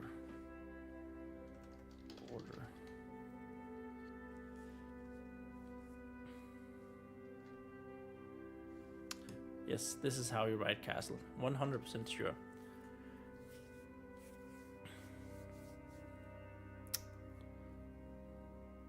So that's the call to adventure, right? That's okay, what something is going on.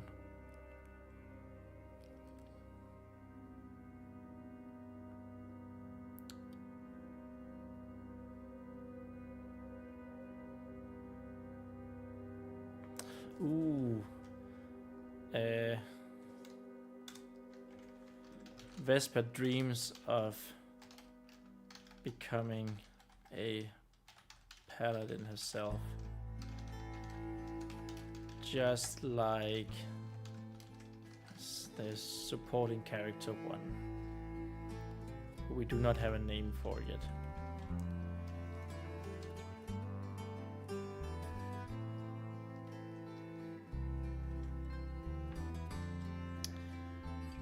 We also want to establish very early on that in this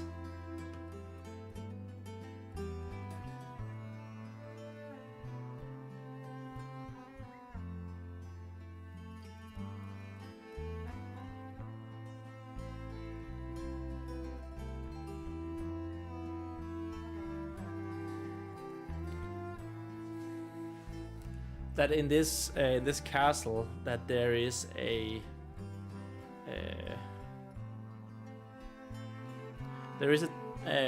knight with the title of Son of the Evening, but not sun as in the star, the suns, the day sun, but son as in a descendant of another person, right? A boy. So like, but I don't know if it should be in the ordinary world or it should probably be in the Call to Adventure. So like, Son of the Evening.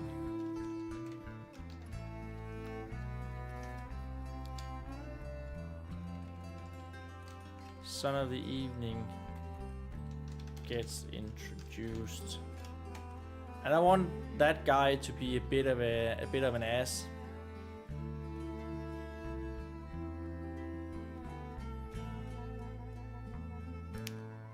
Just a bit head in his clouds. That's not how to say that.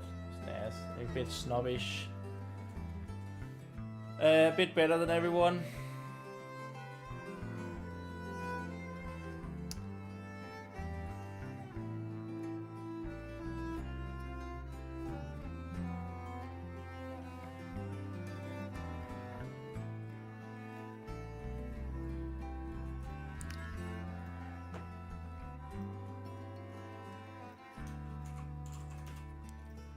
Yes, I know I just have like 30 minutes left, but I just changed the title again to New Novel Preparation.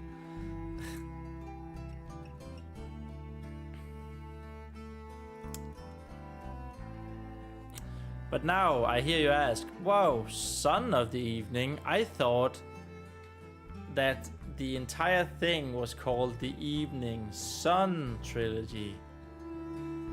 And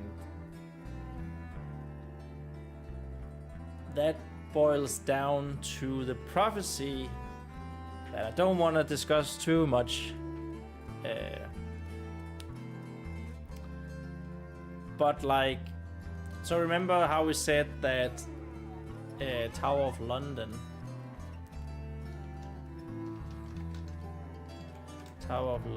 Ravens. This was very much inspired by this. Oh, look at them, cuties. The Ravens of the Tower of London are permanent residents at the Tower of London. And they are so because there is a myth that if... there's a myth, a legend, that if the Ravens should ever leave the Tower of London, I think Britain will collapse, or maybe just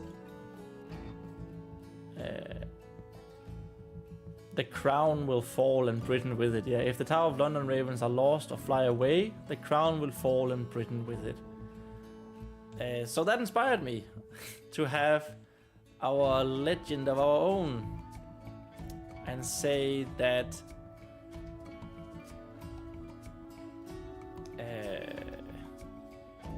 in this Eveningsun prophecy is going to be interpreted as long as there is a Son of the Evening, which is a title, a champion title, he was like the hero of this great battle.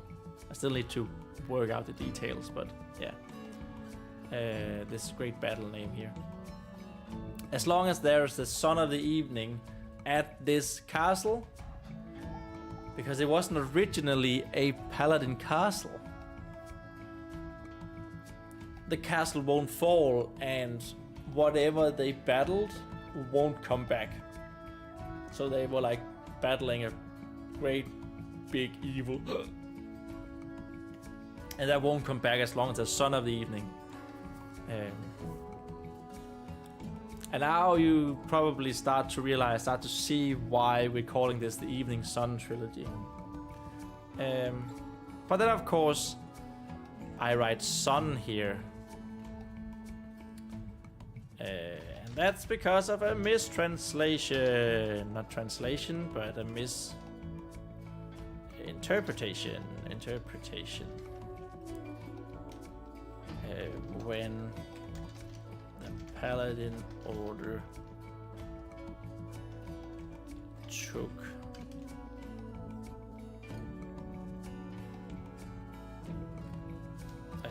the castle. Name TBD. You know, that's just the worst. One of the worst part about starting a new story is I don't have names, so I just write supporting character 1, villain 1, supporting character 2, main character 1, main character 2 all the time, until I sit down and figure out a name, because I want names. Names take so long, man. I want them to mean something. I want them to sound cool. I want them to scream fantasy. Oh, forgot about that Tower of London thing. Might be a cool. It's like around 2.5 ravens at the Tower of London. At Tower of London.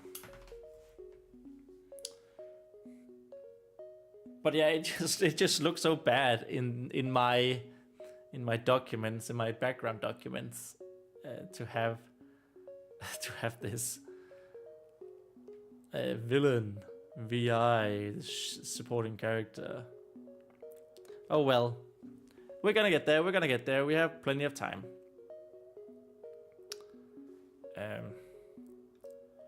Right.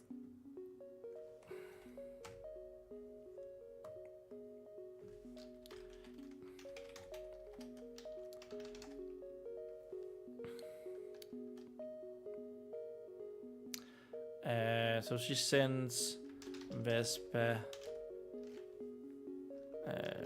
back to her chores, promising that she won't tell minor character number 1. MC1. No, that's main character. Mike 1. Minor character MNC.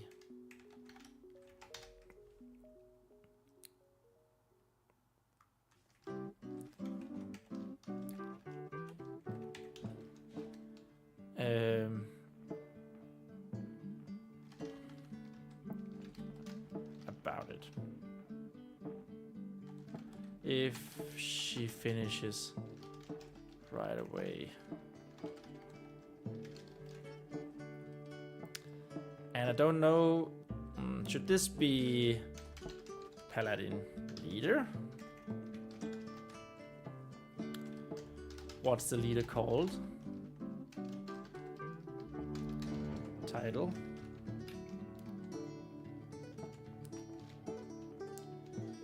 So if you read my Burn the World 1-minute story or heard it, it's on my channel. That was from Knights of the Lily, where the the top dog in the Knights of the Lily was called the Grand Protector. Grand Protector.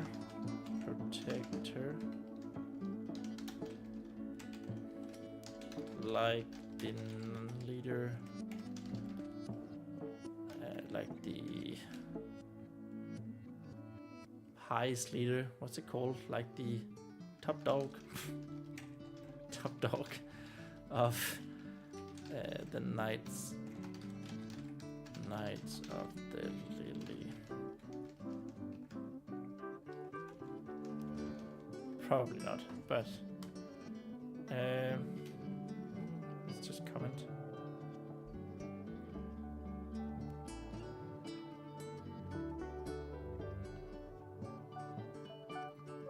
That entire thing was in. Or is it a religious leader? Religious leader. So it's a bit more like the temple, right? Religious leader.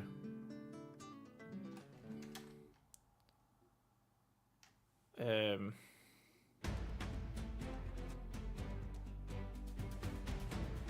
chapter.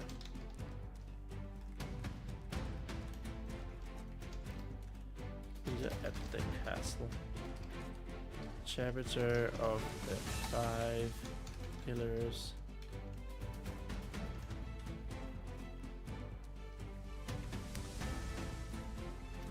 Someone else.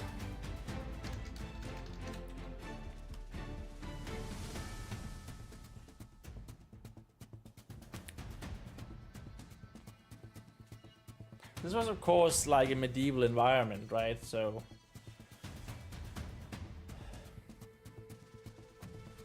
she's sent back to make the delivery. Could also be, oops.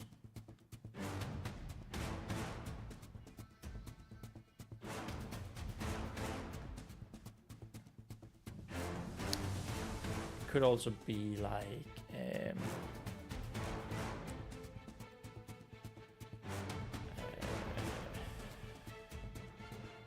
could also be the blacksmith.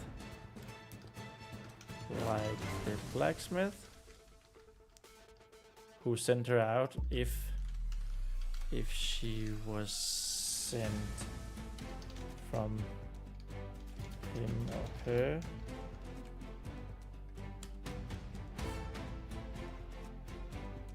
Anyway, that would make sense too, right? That if she was doing chores for the blacksmith,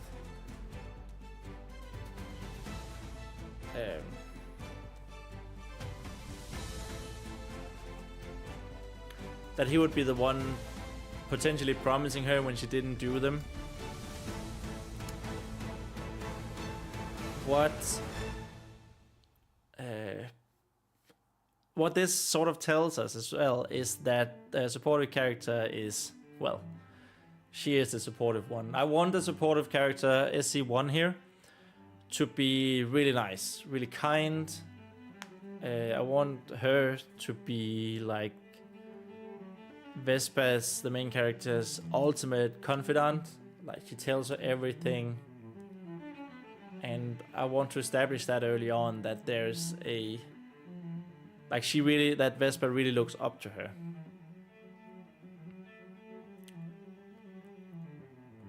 Okay.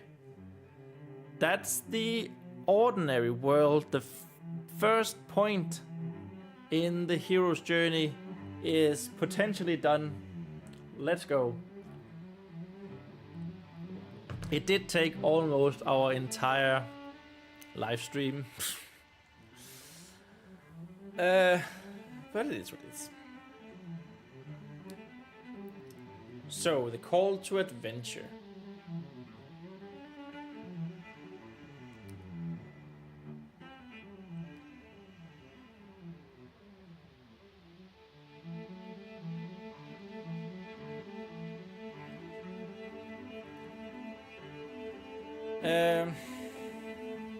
We can do a bit of that. We still have time.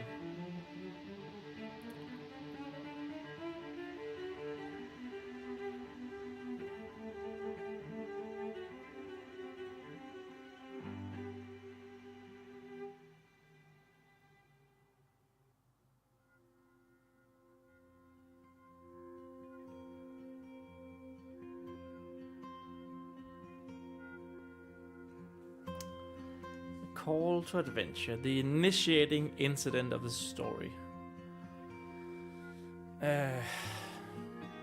Accidentally, Vespa accidentally overhears villain.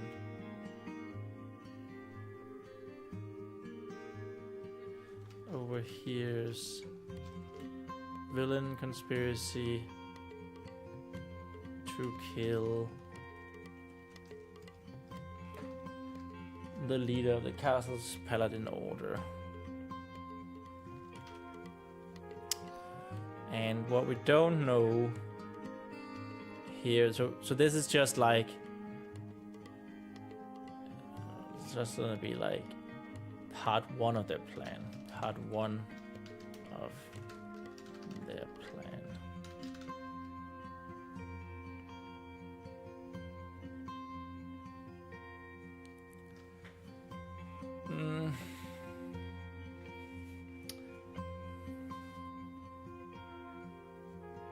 So yeah, something is amiss. Something is amiss here. And how do we get there?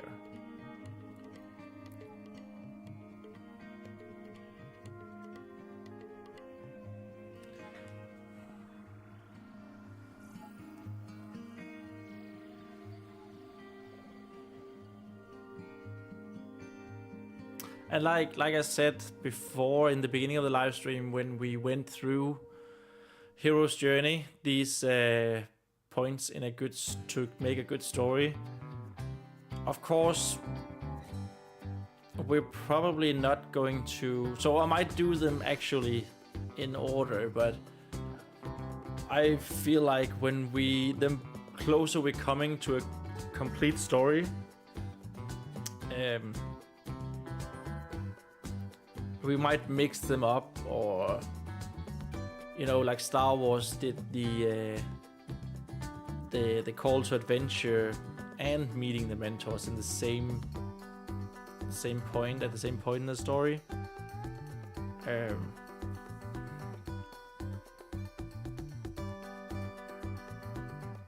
We might end up doing something as well like that, but for now I think I want to try and stick to this.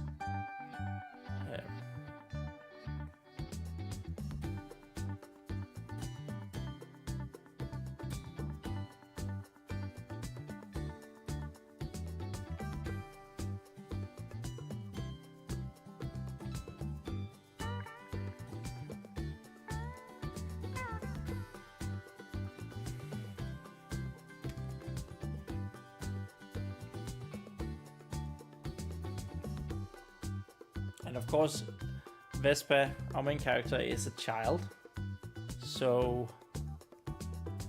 we're not gonna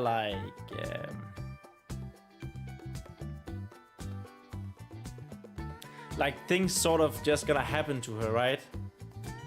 At least not in the beginning. She's not gonna have a whole lot of agency. I guess if we talk Star Wars as well, things just happen to Luke anyway. But he did seek out Obi-Wan Kenobi though. But what if on her way to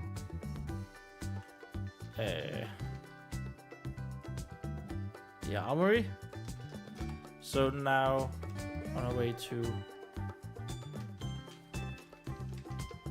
wherever she's making the delivery, and it could be the armory if it was from the blacksmith. Armory could be if the chore was to deliver something from the blacksmith. The blacksmith. Weapons, shields, armors, etc. That's not bad.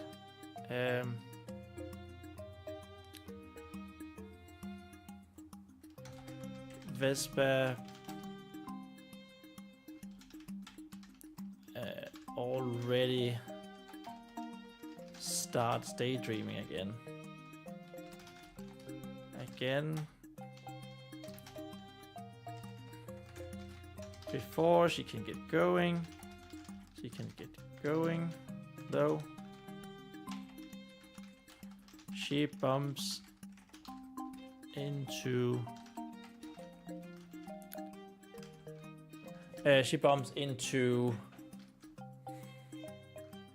the son of the evening. And of course, he is going to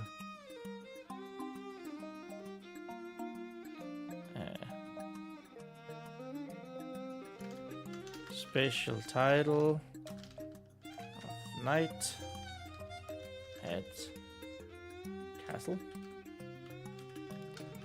name.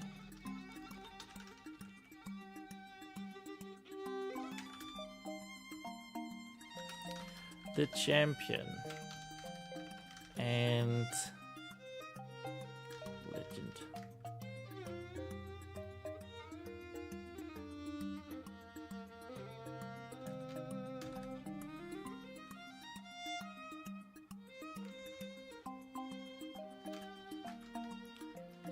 Champion.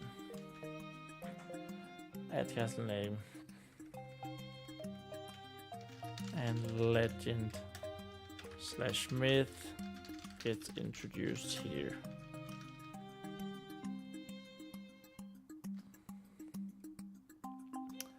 And that guy is annoying. I was about to say not a good guy, but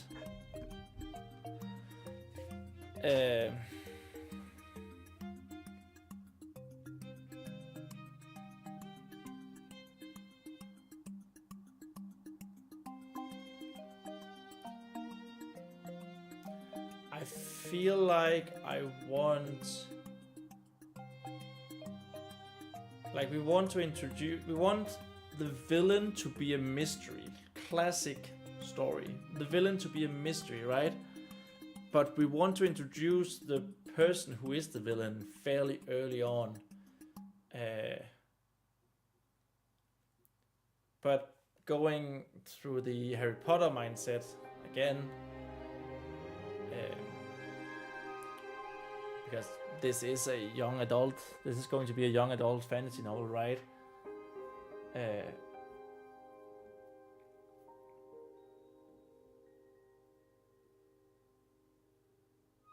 We could make the Son of the Evening like a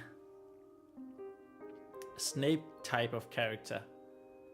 The one you're like, that guy is the bad guy. All day, every day. Or, what's he called in Brothers Lionheart? The one they accuse, I don't remember his name. Brothers Lionheart.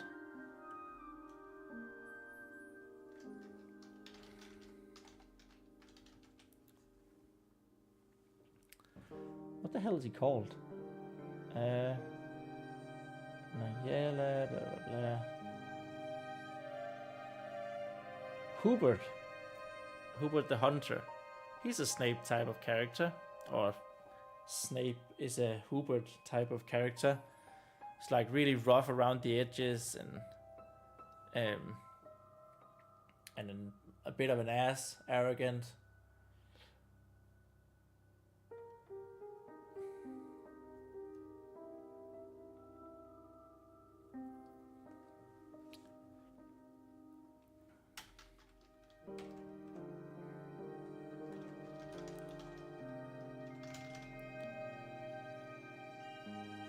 She bumps into Son of the Evening.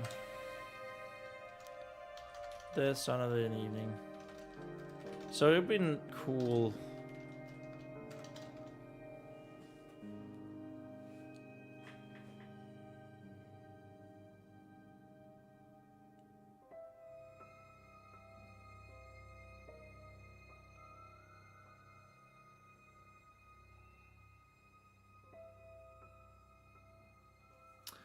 So yeah, it would be cool if like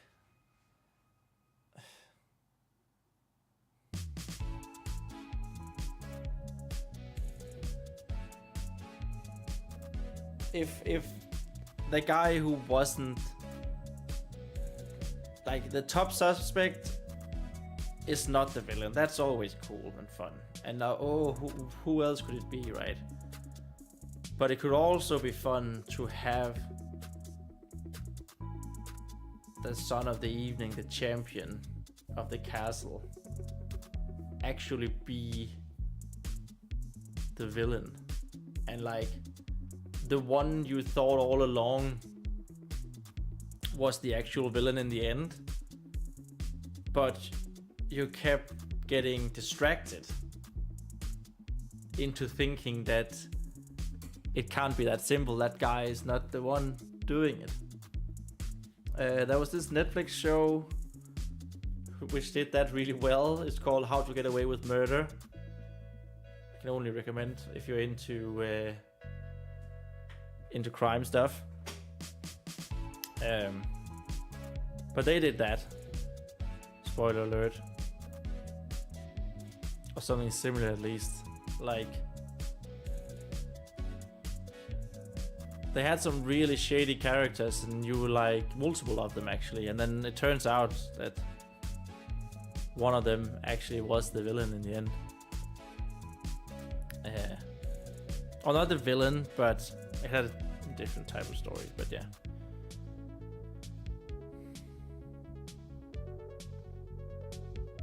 But you just had this feeling throughout that it couldn't be one of those characters, because that would almost make too much sense. It would be too simple, and then it turns out it was one of those characters. When you were like, wow, it was like a double cross twist almost, if you could say it like that. So yeah, anyway, I don't know who the villain of this story will be yet. We just know that it will be this cult of the flood. And it's probably going to be called something else, but we're calling it the Cult of the Flood right now.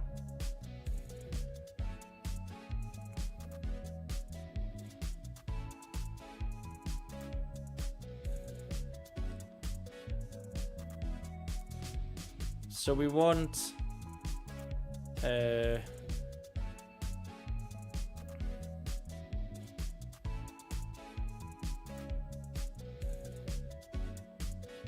okay, I'm just gonna write something down here. Why did I write it here? Son of the evening is a bit of an ass.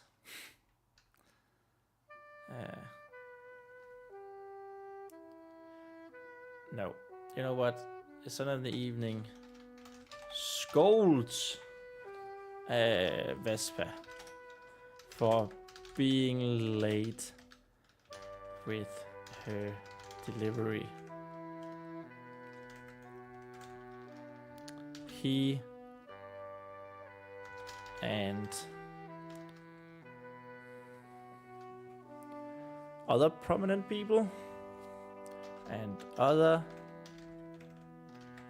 prominent people at castle name. I really didn't name for this. Needed the things a while ago.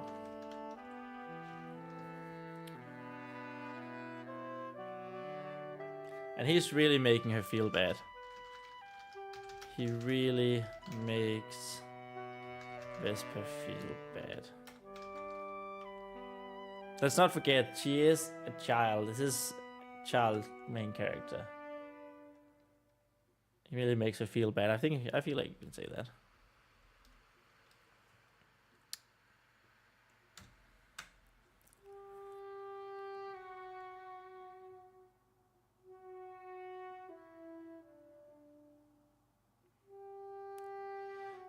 And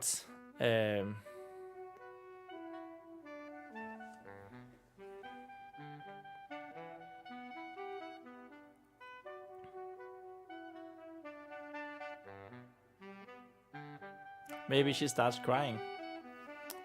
Vesper. Who starts crying? You know, she's a child after all.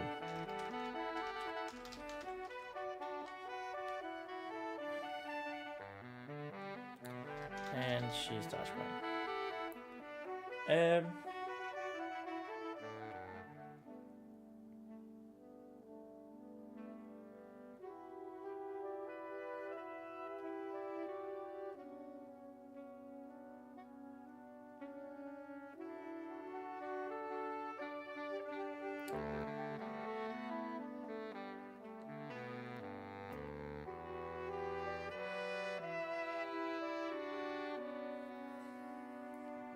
Yeah.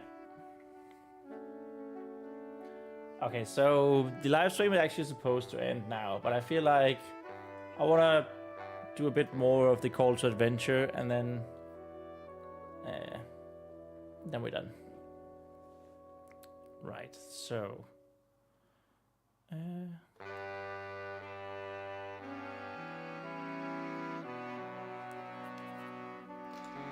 the champion.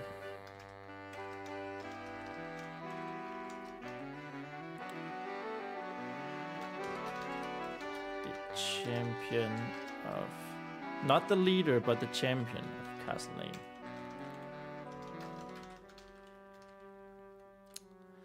The champion take Vesper's deliveries and walks away, leaving Vesper alone and sobbing.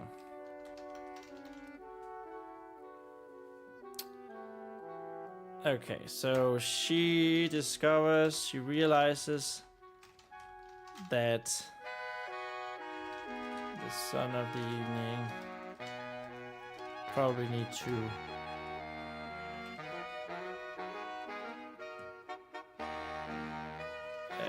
just abbreviate to SOE. SOE. SOE. Son of Evening. The Son of the Evening dropped an item. Whatever the delivery was.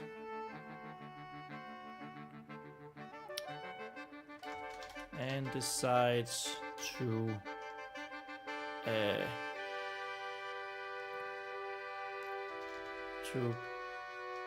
bring him it, afraid of another scolding if she don't.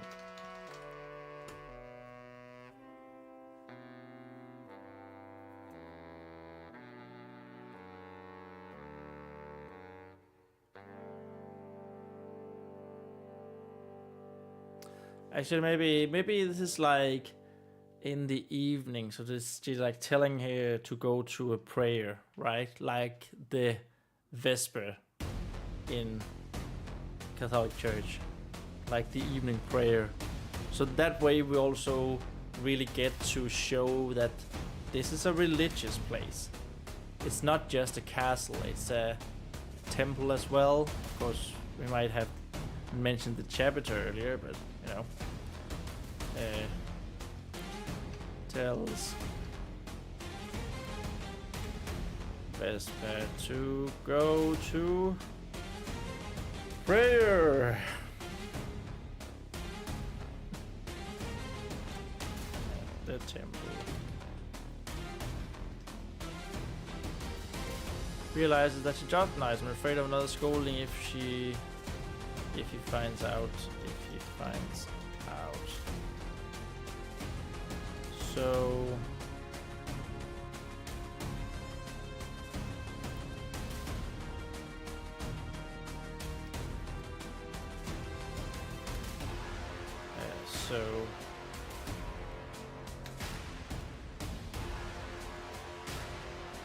that way she doesn't actually go to the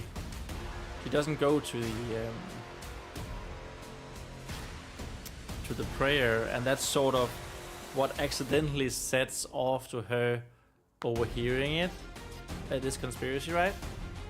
I just need to find out where this happens.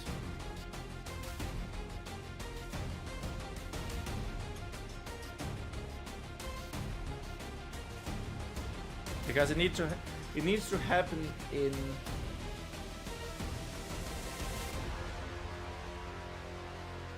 like a dungeon or something, like a place out of the way, right?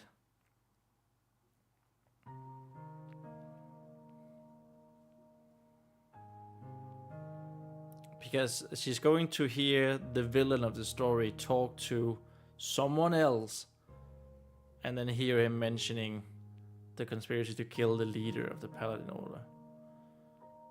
The castle's Paladin Order.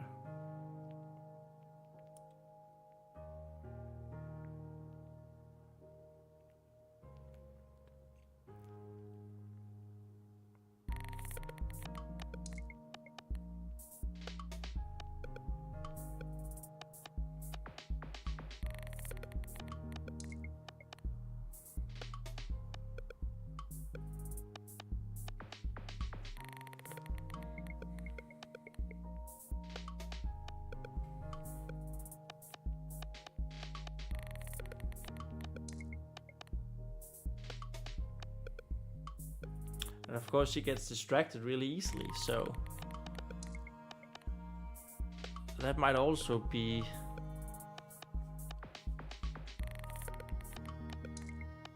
something. What if she finds a hooded figure on her way to, let's say it was the armory.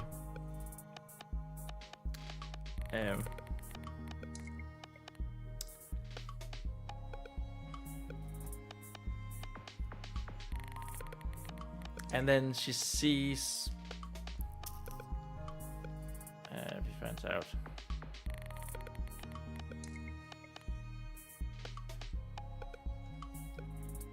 So on her way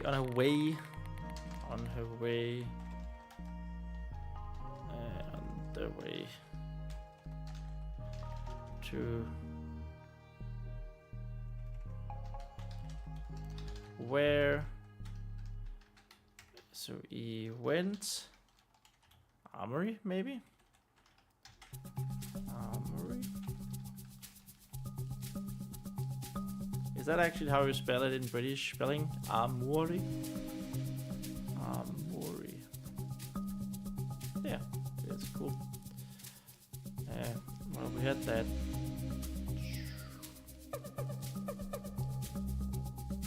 Armory.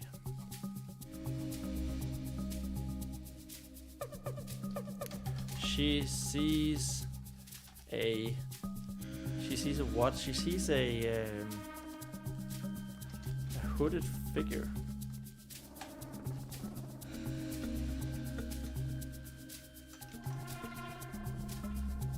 Going down to the dungeons. Being easily distracted. Actually, up here, pray a temple like everyone else. Liquid Hour asks, hello, what music? Hi, Liquid Hour, welcome to the stream. What music do you use in your live streams? I use music from YouTube's own audio library, actually.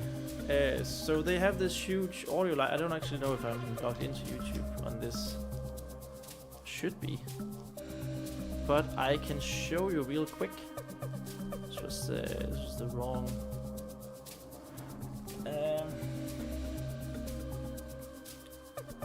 Let me just do something. This was the wrong. You're gonna see all my different accounts now. There we are.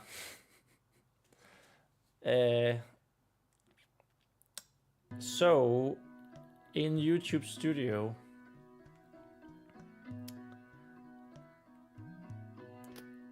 YouTube have a audio library over here. Let's just... Hey, we are 58 now. Nice. YouTube audio library. And then here we can just... there's different genres and moods and duration. So like cinematic and ambient and so on. So I just made my own playlist from this, basically.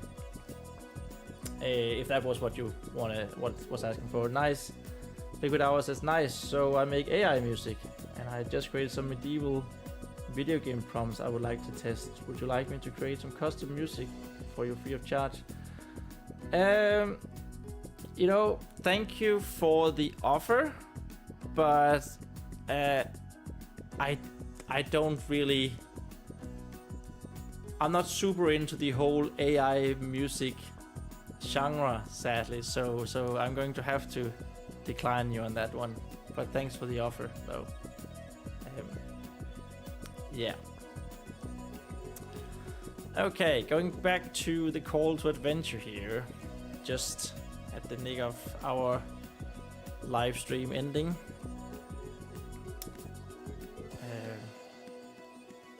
Being easily distracted, Vespa decides to follow.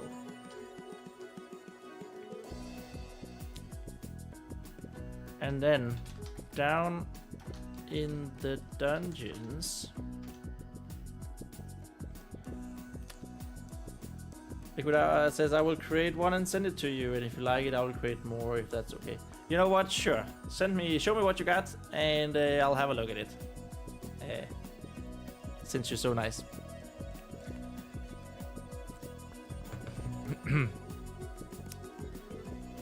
Down in the dungeons. Respect Stingy over here.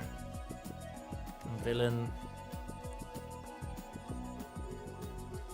Talking to someone. Decloaked. Nice. I just want to help out. No sales pitches, I promise. No, that's fine. Thank you. But like I mentioned, I'm not super into the whole AI music thing, but I'll have a listen. Oh, here's the cloaked figure, which is the villain,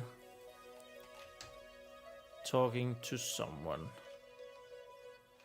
that she cannot see. Maybe due to she cannot see someone in deep shadows or something. Someone in deep shadows, maybe.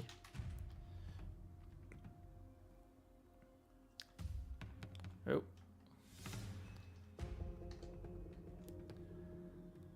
Liquid Hour says, I know, I'm kind of an ugly duckling in the world of music. Well, you know, the ugly duckling turns out great, so... well, I hope that's the same for you.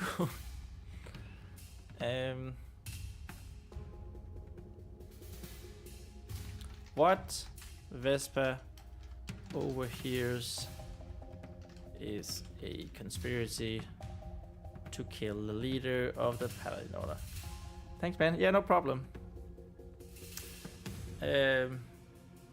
Okay, so that's sort of the call to adventure, right?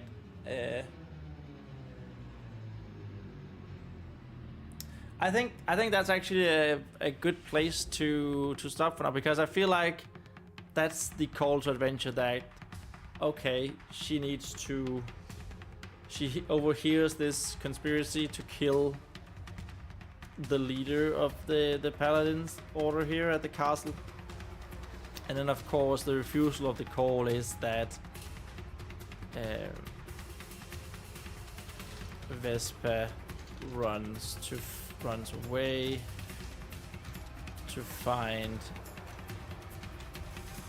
supportive character 1 and tell her what